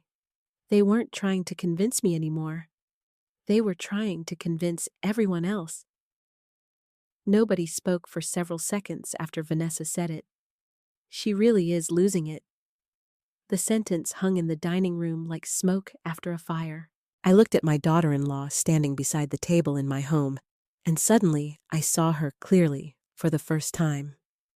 Not polished, not graceful, predatory. Because truly dangerous people don't destroy you all at once. They slowly convince everyone else you deserve it. Ethan looked stunned. "Vanessa," he muttered quietly. But Vanessa didn't stop. "She's accusing people of breaking into the house, forging documents, stalking her." "Because someone did," I snapped. Greg stepped in immediately, voice calm and measured. Mrs. Wells' heightened emotional distress can create very real feelings of fear. "There you go again," Caleb said coldly, talking about her like she's a patient instead of a person. Greg ignored him. "I think everyone here needs to de-escalate." The man actually sounded practiced, like he'd said these exact words before. Many times. And suddenly, I understood why he frightened me so much. Not because he was loud, because he was controlled. People like Greg don't panic when families fall apart. They profit from it. Ethan ran both hands through his hair and looked at me desperately. "Mom, please, just calm down." The words hit me harder than yelling ever could. Because even now, even after the forged paperwork, even after the threats, even after the strange man in my house, my son still believed I was the problem. I looked directly at him. "You think I'm crazy?" "No," he said immediately, but he wouldn't meet my eyes. And that told me the truth. Before I could answer, another knock suddenly echoed through the house. Loud, firm. Everyone froze again. This time, it wasn't a hesitant tap at the door. It was official, authoritative. Greg's head turned sharply toward the hallway. Vanessa went pale. Actual fear crossed her face for the first time all night. Caleb looked toward me slowly, and deep inside my chest, I knew. I walked toward the front door carefully. Nobody tried stopping me this time. The entire house had gone silent behind me. When I opened the door, 2 uniformed police officers stood on the porch beside a man in a dark wool coat holding a leather folder. Snow drifted around them under the porch light. "Mrs. Liliana Wells?" one officer asked. "Yes, I'm Officer Ramirez. This is Detective Collins." My pulse thundered instantly. The detective stepped forward slightly. "We need to speak with you regarding a fraud investigation." Behind me, I heard someone gasp softly. "Vanessa." I turned slowly toward the dining room. Every face had changed. Ethan looked confused, Sophie terrified, Caleb grim, Greg completely still, and Vanessa? Vanessa looked like someone watching a bridge collapse beneath her feet. Officer Ramirez glanced past me into the dining room. "May we come in?" I stepped aside immediately. The officers entered slowly, snow melting from their boots onto the hardwood floor. Detective Collins scanned the room carefully before speaking. "We received documentation earlier this week regarding suspected fraudulent financial activity involving this property. Nobody moved. Nobody breathed." Then Ethan finally found his voice. "What's going on?" Detective Collins opened the leather folder calmly. "We're investigating reports of attempted property transfer fraud, possible forged signatures, and unlawful entry into a private residence." Ethan stared blankly. "What?" I watched Greg carefully then. The moment the detective said forged signatures, Greg looked toward the front windows. Not at me, not at Vanessa, the windows. Like he was calculating escape routes. And suddenly, I knew something else. Greg wasn't nervous about confusion. He was nervous about evidence. Vanessa stepped forward quickly. There has to be some misunderstanding. Detective Collins looked at her directly. And you are Vanessa Wells, her daughter-in-law. The detective nodded once before glancing down at the file. Interesting. The single word drained color from Vanessa's face instantly. Officer Ramirez spoke next. We also received information regarding an individual entering this residence without permission earlier this week. Now Greg finally spoke. I think I should leave. No, Detective Collins answered immediately. Not loudly, but firmly enough that the entire room went cold. Greg stopped moving. Caleb slowly folded his arms beside the dining table. Ethan looked completely overwhelmed now. Mom? He whispered. What is this? I swallowed hard before answering. It's exactly what I tried telling you. The pain in his eyes almost broke me, because I could see the moment doubt finally entered him. Not full belief. Not yet. But doubt. And once doubt enters, manipulation starts losing power. Vanessa stepped closer toward Ethan quickly. This is insane, she whispered. She probably called them herself. I didn't, I answered quietly. Detective Collins looked up from the folder again. No, ma'am. Actually, the initial report came from an attorney. Daniel. Relief flooded through me so suddenly my knees almost weakened. Thomas had been right to trust him. The detective continued.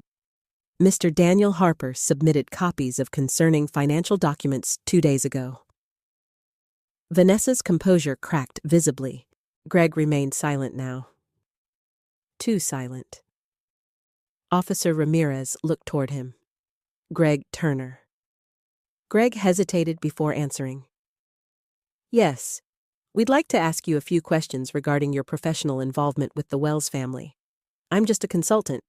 What kind of consultant? Financial planning. Detective Collins opened another section of the file.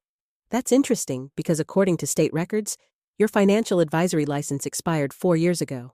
The silence afterward felt explosive. Ethan slowly turned toward Greg. What Greg's calm expression finally slipped. It's a clerical issue. No, Detective Collins replied. It's actually a fraud investigation. Sophie began crying quietly. Vanessa immediately wrapped an arm around her daughter protectively, but even that gesture looked different now. Calculated. Everything suddenly looked calculated. Ethan stepped backward like he physically couldn't process what he was hearing. You told me he was licensed. Vanessa's eyes darted toward Greg. Ethan. You said he worked with estate planning? He does. Detective Collins interrupted calmly. He also has prior complaints connected to elder financial coercion cases. The room exploded. What Ethan shouted. Greg immediately raised both hands defensively. I was never convicted. But you were investigated, the detective answered. Vanessa turned toward Greg in fury. You told me those accusations were false. That sentence changed everything. Because suddenly, Ethan realized something devastating. Vanessa knew. Not accidentally, not innocently, knowingly. He stared at his wife like he no longer recognized her. You knew about this, Ethan. Listen to me. You brought this guy into my mother's house. She needed help. No, Caleb said coldly. You needed control. Vanessa's face twisted. You don't understand anything. No, I answered quietly from across the room. Everyone looked at me. Tears burned behind my eyes, but my voice stayed steady now. I finally understand everything. The detective gently removed a photocopied document from the folder. The forged transfer paper. My forged signature stared back at the room under bright dining room lights. Officer Ramirez spoke carefully. This document was submitted as part of preliminary asset review paperwork. Ethan looked horrified. I never saw that before. I know, I whispered. Because finally, I believed that part. He had been manipulated too, but the damage was already done. The detective closed the folder slowly. Mrs. Wells, he said gently, we believe someone has been attempting to establish legal grounds to challenge your financial independence. The words hit the room like shattered glass. No more subtle hints, no more careful wording. The truth stood fully exposed now, and for the first time all evening, nobody called me crazy. The dining room no longer felt like my home. It felt like a crime scene. Nobody touched the food anymore. The candles had nearly burned down wax, dripping slowly onto the navy tablecloth Thomas and I used every Christmas. Snow tapped softly against the windows, while the police officers stood beneath our family photographs discussing fraud, coercion, and forged signatures. Words that never should have existed inside a family. Sophie sat quietly in the corner, crying into her sleeves, while Caleb tried awkwardly to comfort her. Ethan looked pale enough to collapse. And Vanessa looked cornered. For the first time since she entered my life, she had lost control of the room. Detective Collins remained calm as he spread several documents across the dining table. These records were submitted anonymously to Mr. Harper earlier this week, he explained. Anonymous. I already knew who had sent them. Thomas. Not literally, but through the careful protections he left behind. Even dead, my husband was still trying to protect me. Officer Ramirez pointed toward the forged transfer form. We had this analyzed yesterday. The signature is inconsistent with Mrs. Wells's verified legal signatures. Greg shifted uncomfortably beside the wall. That doesn't prove criminal intent. Detective Collins looked at him coldly. No, but entering her residence without permission helps. Greg immediately straightened. I never entered this house illegally. Yes, you did, Martha said sharply from the kitchen doorway. Everyone turned. I hadn't even realized she'd stepped back into the room carrying fresh coffee mugs moments earlier. Martha pointed directly at Greg. I saw you leaving this house Tuesday afternoon. Greg's jaw tightened. You're mistaken. No, Martha answered bluntly. I'm old, not blind. A tiny laugh escaped Caleb before he quickly covered it. Even in the middle of disaster, Martha somehow stayed Martha. Detective Collins stepped closer toward Greg now. We also obtained neighborhood security footage. That changed everything. Vanessa's face drained completely of color. Ethan looked between them both in disbelief. You told me he'd never been here before. Vanessa swallowed hard. You lied to me, Ethan whispered. It wasn't like that. Then what was it like? The room fell silent again. Vanessa opened her mouth once, then closed it, because there was no harmless explanation anymore. Not for the forged paperwork. Not for Greg. Not for the lies. Finally, Greg spoke again. This entire thing is being exaggerated. Detective Collins raised an eyebrow. Exaggerated, yes. Families argue about finances all the time. I looked at him carefully. There it was again. Minimizing, reducing, making violations sound normal. No, I said quietly. Families do not secretly build cases against widows. Greg's eyes shifted toward me, and for the first time I saw irritation there. Not concern, not professionalism, annoyance, because I stopped behaving like prey. Officer Ramirez looked down at another page inside the folder. There's also the issue of medical competency recommendations. Ethan frowned immediately. What recommendations? The officer slid another paper across the table. I recognized Vanessa's folder instantly. Only now there were handwritten notes attached to it. Observed confusion, heightened emotional instability, possible paranoia symptoms. Ethan read silently for several seconds, then slowly looked up. "Vanessa?" His voice cracked slightly. "You wrote this." Vanessa stepped toward him quickly. "Ethan, listen to me." "No." For the first time all night, Ethan sounded angry. Actually angry. "Did you seriously document my mother's behavior behind her back?" She needed help. She was grieving. She was becoming unstable. The words exploded out of Vanessa before she could stop them. The room went dead silent. I felt the impact physically. Not because the accusation hurt anymore, but because now everyone could hear the truth underneath it. She needed me unstable. Caleb shook his head slowly. Oh my God. Vanessa immediately realized what she'd revealed. "That's not what I meant." "Yes, it is," I answered softly. Tears finally slipped down my face then. Not dramatic tears. Quiet ones, the kind that come when denial finally dies. "You spent months trying to convince my family I was losing my mind." Vanessa looked genuinely desperate now. "I was trying to protect Ethan from what Caleb snapped." His own mother. She was refusing help. I was refusing control. Vanessa turned sharply toward me. "You think I wanted your stupid house?" The second the words left her mouth, Ethan flinched like he'd been slapped.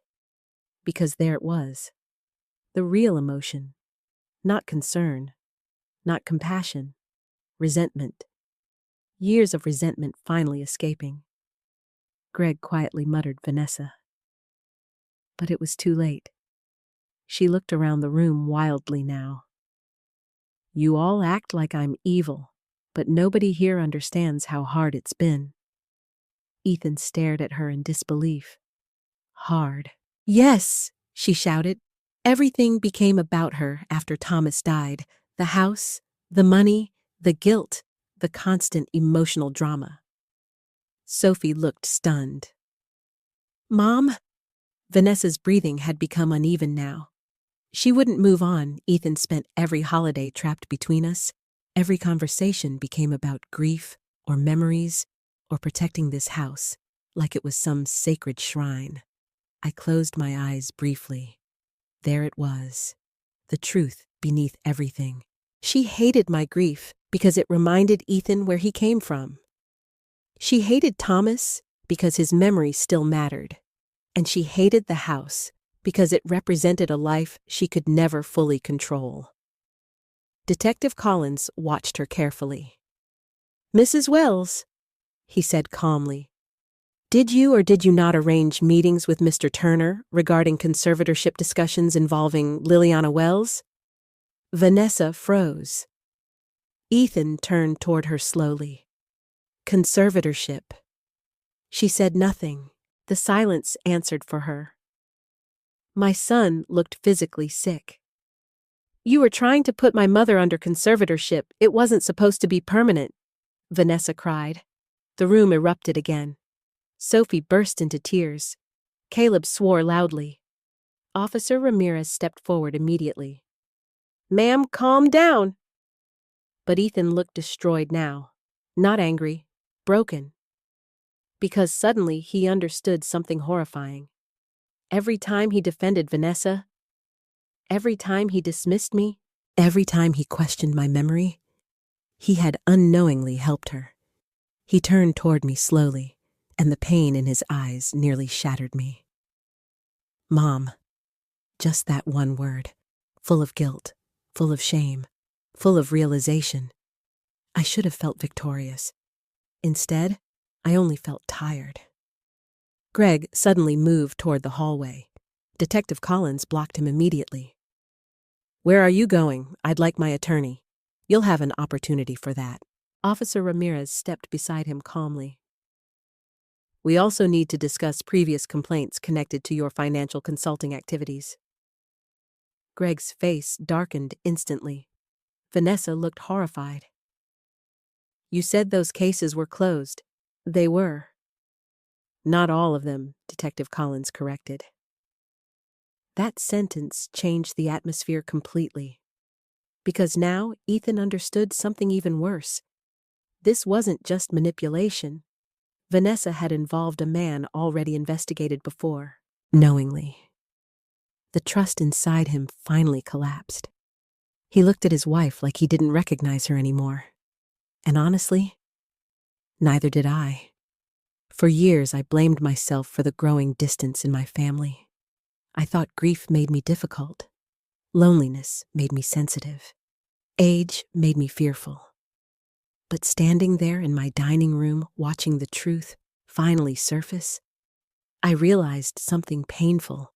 I was never losing my mind. I was losing my place in a family someone else wanted to redesign. And the cruelest part, they almost succeeded. By the time the police finally left the house, it was after midnight. Snow covered the front lawn in a smooth white layer, untouched, except for footprints leading away from the porch. Greg Turner had left with Detective Collins for further questioning. Vanessa wasn't arrested that night, but Officer Ramirez informed her very clearly that the investigation was ongoing and she was not to remove or alter any financial records connected to my property. The look on her face when he said it was something I'll never forget. Not sadness, not regret. Fear. Real fear. And somehow that frightened me more than her manipulation ever had. Because it meant she finally understood the game was over. The moment the front door closed behind the officers, silence swallowed the house. Nobody seemed to know what to say. The dining room looked devastated. Half-eaten food, cold coffee, crushed napkins. Thomas's navy tablecloth stained with spilled wine. A family destroyed beneath candlelight. Sophie had fallen asleep crying on the couch under one of my old blankets. Caleb quietly cleaned dishes in the kitchen because he couldn't stand sitting still. Ethan remained near the dining table, staring blankly at the forged documents, like they belonged to another universe.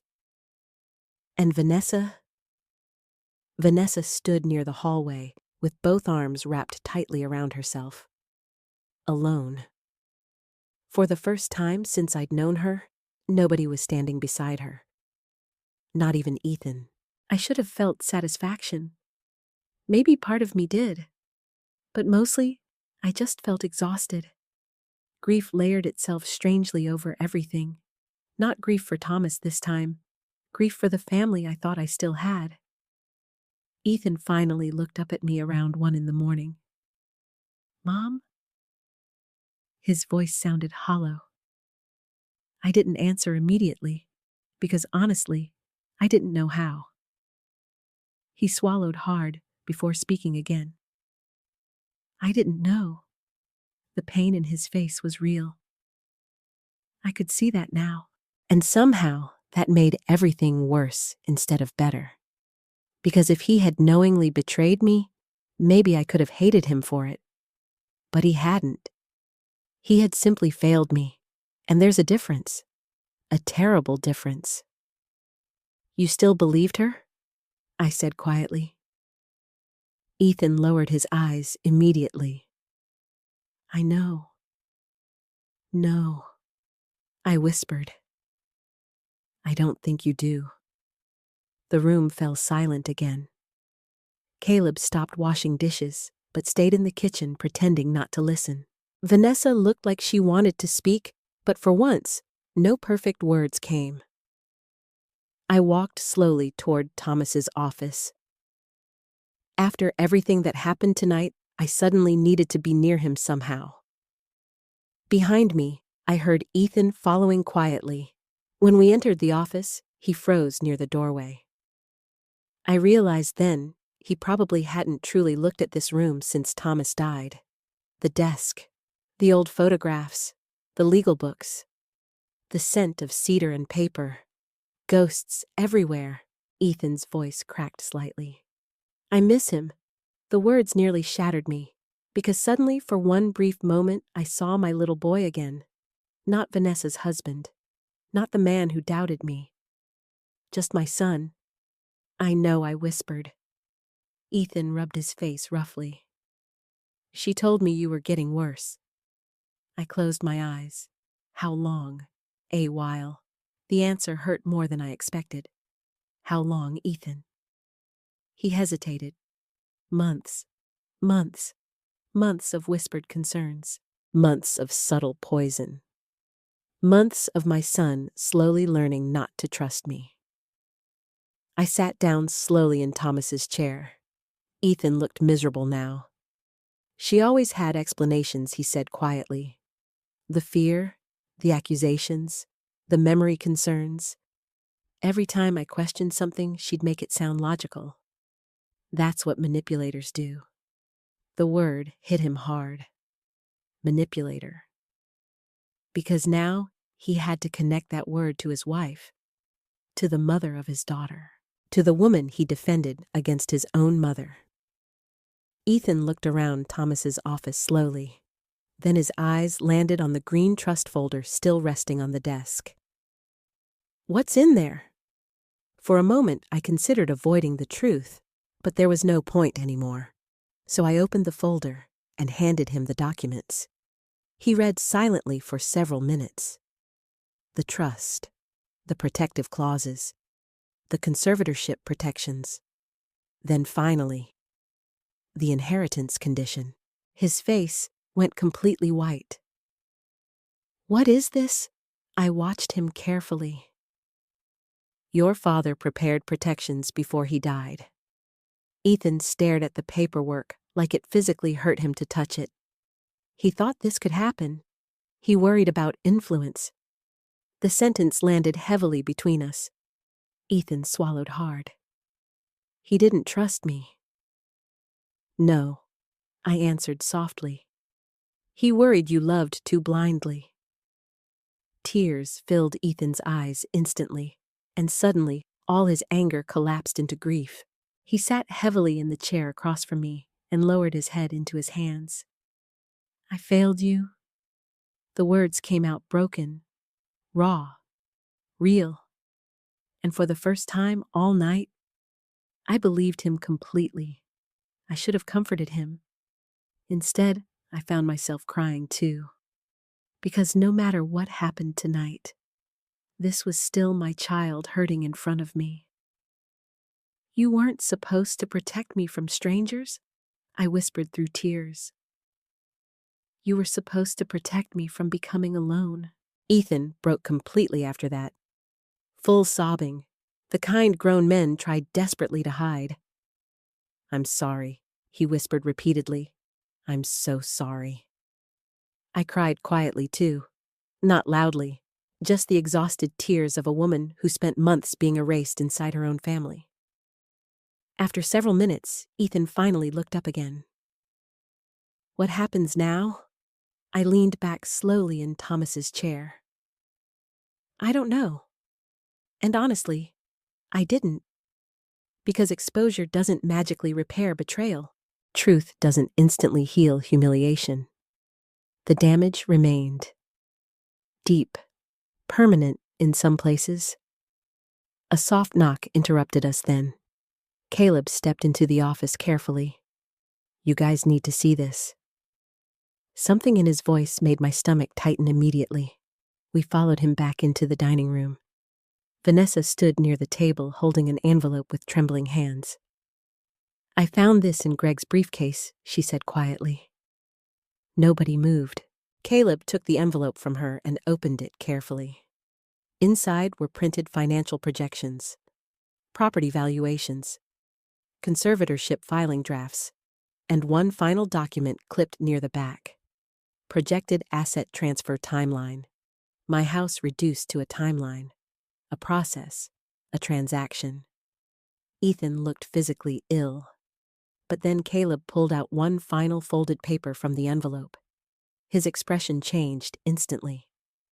What I asked. Slowly, Caleb handed the paper to me. It was another note written in Thomas's handwriting. I recognized it immediately. Daniel must have placed copies with the legal records years ago. The note read, "If you are reading this after someone tried to take advantage of Liliana, remember this clearly. The family trust contains one final condition. Anyone proven to manipulate pressure or fraudulently influence Liliana Wells forfeits all inheritance rights permanently." The room went completely still. Vanessa's face lost all remaining color. Ethan stared at the page in horror. And suddenly, the final twist became horrifyingly clear. The entire scheme, the lies, the forged paperwork, the emotional manipulation. It hadn't just failed. It had destroyed every financial claim Vanessa ever hoped to gain from this family. Thomas had protected me even from beyond the grave. And in the end, Vanessa's own greed became the evidence that ruined her. The house felt hollow after Vanessa left. Not quiet, hollow.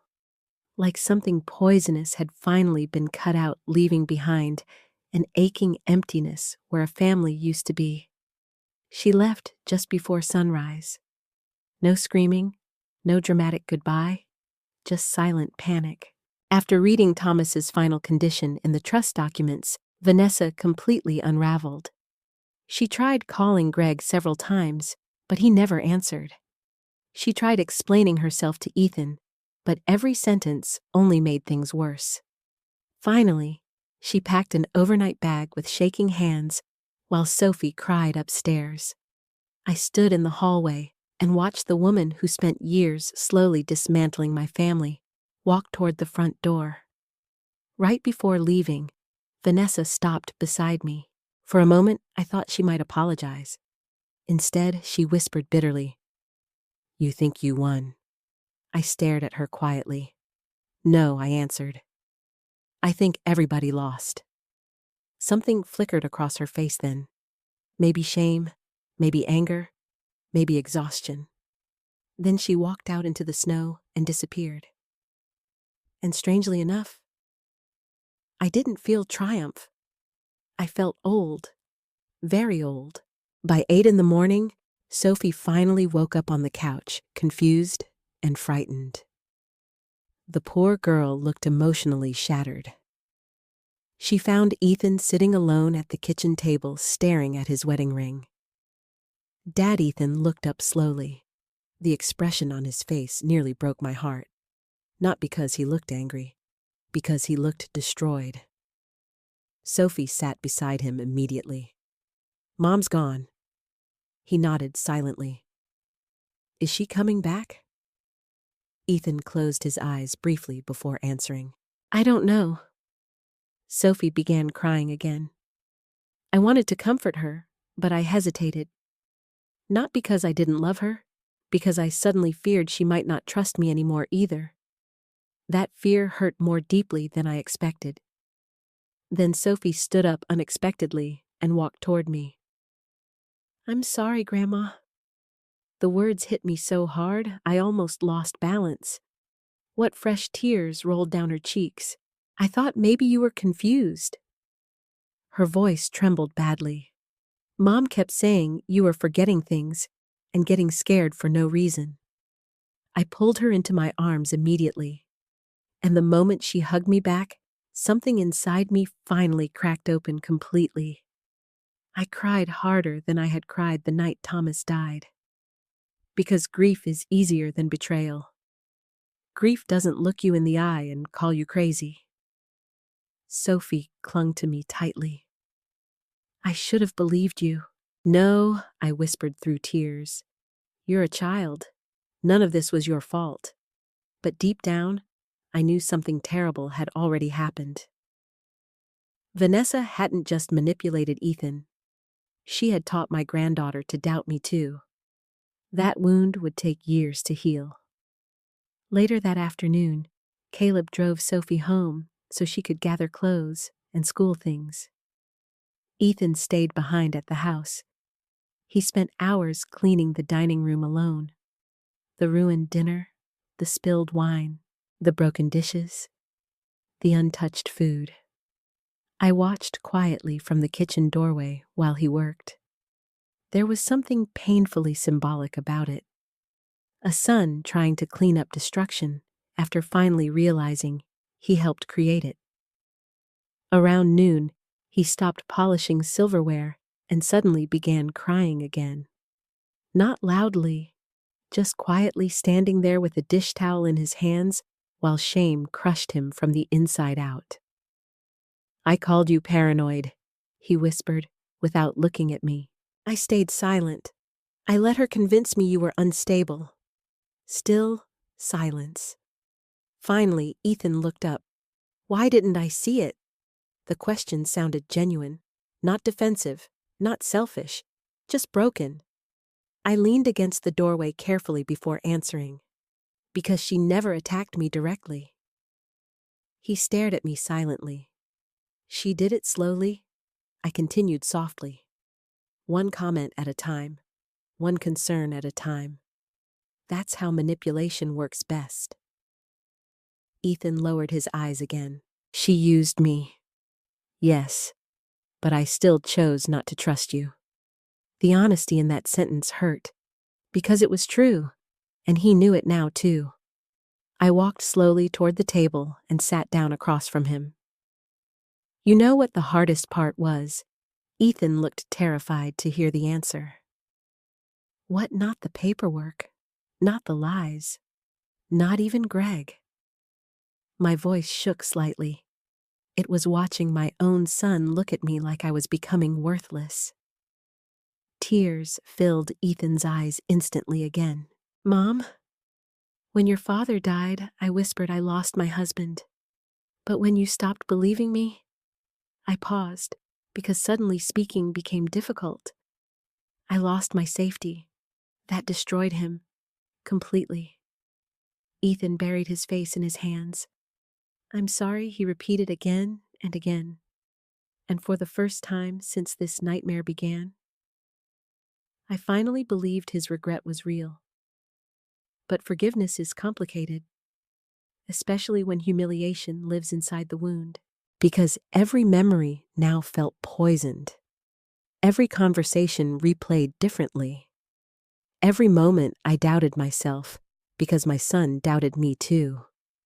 You can forgive someone and still ache from what they allowed to happen. That's the truth nobody talks about. Later that evening, Daniel Harper arrived carrying additional paperwork and legal updates from Detective Collins. Greg Turner was now officially under investigation for fraud-related activity connected to multiple elderly clients. Vanessa's communications with him had also become part of the case. Daniel spoke carefully while reviewing documents at the kitchen table. Liliana, you are fully protected legally. Protected? Funny how differently the word sounded coming from someone who actually cared about me. Ethan sat silently through most of the conversation. Finally, he asked quietly, "What happens to Vanessa now?" Daniel adjusted his glasses slowly. "That depends on the investigation. And the trust." Daniel looked uncomfortable. "The inheritance restriction is enforceable." Ethan closed his eyes, meaning Vanessa truly had lost everything connected to the family trust. Not because Thomas hated her, because Thomas prepared for exactly this kind of manipulation. Daniel eventually left around sunset. After the door closed, Ethan remained sitting at the kitchen table staring out the window for a very long time. Then finally, he whispered something so quietly, I almost didn't hear it. I became the kind of man Dad warned me about. I walked over slowly and placed my hand on his shoulder. No, I answered softly. He looked up at me painfully.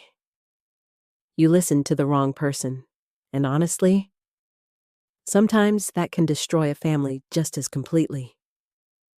That night, after Ethan finally went upstairs to sleep, I walked alone into Thomas's office again. The room felt different now. Not haunted anymore. Steady. Protected. I sat in his chair and looked around quietly. You saw it before I did, I whispered into the silence. Somehow that realization no longer frightened me. It comforted me. Because even after death, Thomas had still found a way to stand beside me, and for the first time in weeks, I no longer felt afraid inside my own home. Spring arrived slowly that year. The snow melted in uneven patches across the front lawn, and tiny green shoots began pushing through the cold earth beneath the maple tree Thomas planted almost 40 years ago. Life returning quietly after devastation. It felt symbolic somehow. Nearly 5 months had passed since the dinner. 5 months since police officers stood in my dining room while my family finally realized I had been telling the truth all along. 5 months since everything broke apart. And somehow, 5 months since healing began too. Not perfect healing, real healing. The kind that leaves scars behind. Greg Turner was eventually charged with multiple fraud-related offenses connected to elderly financial exploitation investigations across 2 counties. Detective Collins later told Daniel Harper that several families came forward after hearing about the case. That part haunted me deeply. How many lonely widows had men like Greg convinced nobody would believe them? How many older women sat alone questioning their own instincts because someone younger called them confused? I thought about that often. Vanessa moved into a small apartment across town after filing for separation from Ethan. The investigation against her never resulted in criminal charges, but the evidence destroyed any remaining trust inside the marriage. Some betrayals don't need prison to ruin lives. Exposure is enough. Ethan changed after that winter. Not immediately. Pain doesn't transform people overnight. At first, he became quieter than I'd ever seen him. He stopped trying to defend himself, stopped explaining, stopped pretending he hadn't failed me. Instead, he listened, really listened, for the first time in years. Every Tuesday evening he came by after work to help around the house. Sometimes he repaired things Thomas used to handle. Sometimes he brought groceries. Sometimes he simply sat at the kitchen table drinking coffee while we talked carefully around the damage between us. He never pushed forgiveness. I respected him for that. Because true remorse doesn't demand comfort. One rainy afternoon in April, Ethan stood in the garage fixing an old shelf Thomas built years ago. I watched him quietly for a while before speaking. "You're using the wrong screws." He looked up sheepishly. "Yeah, your father always used shorter anchors for cedar." For a brief second, Ethan smiled. A real smile, not forced, not broken. I forgot. "No," I answered softly. "You just haven't done it in a long time." The sentence carried more meaning than either of us acknowledged aloud. That became our new rhythm. Careful rebuilding. Not pretending the collapse never happened. Building anyway. Sophie started visiting almost every weekend. At first, she seemed nervous around me. Guilty. Fragile. Like she worried I blamed her for everything. One Saturday afternoon, while we baked peach cobbler together, she suddenly stopped stirring batter and whispered, "Do you hate Mom now?" The question hurt because I could hear the fear beneath it. Children always believe love disappears after conflict. I set down the measuring spoon carefully before answering. "No." Sophie frowned slightly. "But she hurt you." "Yes." "Then why don't you hate her?" I looked out the kitchen window toward the backyard for a moment. Because honestly, I had asked myself the same thing many nights. Finally, I answered quietly, because hate can turn you into the thing that hurt you. Sophie grew silent after that. Then slowly, she leaned against my shoulder, the way she used to as a little girl. And for the first time since that horrible dinner, something inside me finally relaxed completely. One evening in early May, Ethan arrived carrying an old cardboard box from his garage. "What's this?" I asked. He set it carefully on the kitchen table. "I found some of Dad's things." Inside were old photographs, baseball cards, handwritten recipes Thomas loved, and dozens of tiny forgotten memories. But near the bottom sat something unexpected, a cassette recorder. I stared at it in surprise. Oh my goodness. Ethan looked confused. What your father used to record himself reading books when you boys were little. We spent the next hour listening to Thomas's voice filling the kitchen again after all these years. The sound nearly destroyed me. Not because it hurt, because it healed. Ethan cried quietly halfway through one recording, where Thomas jokingly scolded him for drawing on the walls with crayons at age 6. I forgot his laugh, Ethan whispered brokenly. I reached across the table and held his hand. No, I said softly. You just lost yourself for a while. That night mattered more than any apology ever could. Because for the first time, I stopped seeing only the son who failed me. I started seeing the son trying desperately to return. And those are not always the same person. By June, the house no longer felt haunted. Thomas's office became something different too. Not a shrine, not a graveyard, a place of memory. I finally reorganized the room one warm afternoon, while sunlight streamed through the windows. I kept the important documents protected, but I also added new things. Family photographs, fresh flowers, Sophie's school art, even one ridiculous picture of Caleb asleep in a lawn chair during a barbecue 20 years ago. Life beside grief, not replacing it, living beside it. One Sunday evening, near the beginning of summer, the family gathered for dinner again. A smaller dinner this time. Just me, Ethan, Sophie, Caleb, Martha, and Daniel Harper.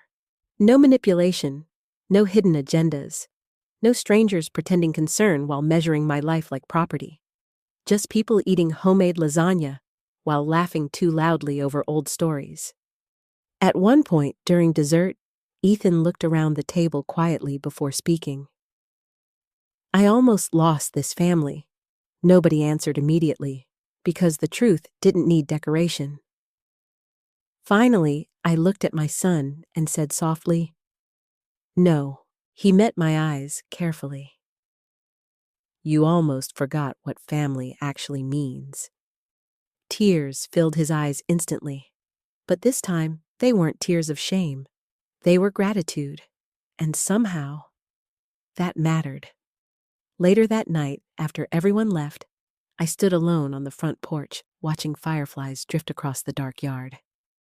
The house behind me felt peaceful again. Not perfect. Never perfect, but honest. And after everything that happened, honesty felt sacred. I thought about all the moments I questioned myself during those terrible months. All the times I almost believed I really was confused, crazy, paranoid. That's the cruelest thing manipulation does. It steals your trust in your own mind. But standing there beneath the warm summer sky, I finally understood something important. Growing older does not make your instincts worthless. Loneliness does not erase wisdom. And grief does not make you weak. Sometimes the people called crazy are simply the only ones brave enough to say the truth out loud. And sometimes, the truth survives long enough to save you. After everything that happened, I learned a painful truth about family trust and growing older. Sometimes the people who love you can still fail you. Sometimes grief makes others uncomfortable, and instead of standing beside you, they try to silence the pain because it reminds them of their own fears. And sometimes, the most dangerous kind of manipulation comes wrapped in kindness, concern, and soft voices pretending to help. For a long time, I almost believed I was losing my mind. That's what happens when enough people question your memory, your instincts, and your reality. Little by little, doubt begins to replace confidence. You stop trusting yourself before you stop trusting others. But age does not erase wisdom, and loneliness does not make a person invisible. If there's one thing I hope you take from my story, It's this: never ignore your instincts just because someone calls you emotional, paranoid, or difficult, especially when your heart keeps warning you that something feels wrong. And if you have elderly parents or grandparents, please remember this too. Sometimes they don't need control. They need dignity. They need patience. And most of all, they need to be believed. Thank you for staying with me through this story. If it touched your heart in any way, please like and subscribe to the channel. And I'd truly love to hear from you in the comments. Have you ever been misunderstood by someone you loved? And where are you watching from tonight? I read every comment, and your stories mean more than you know.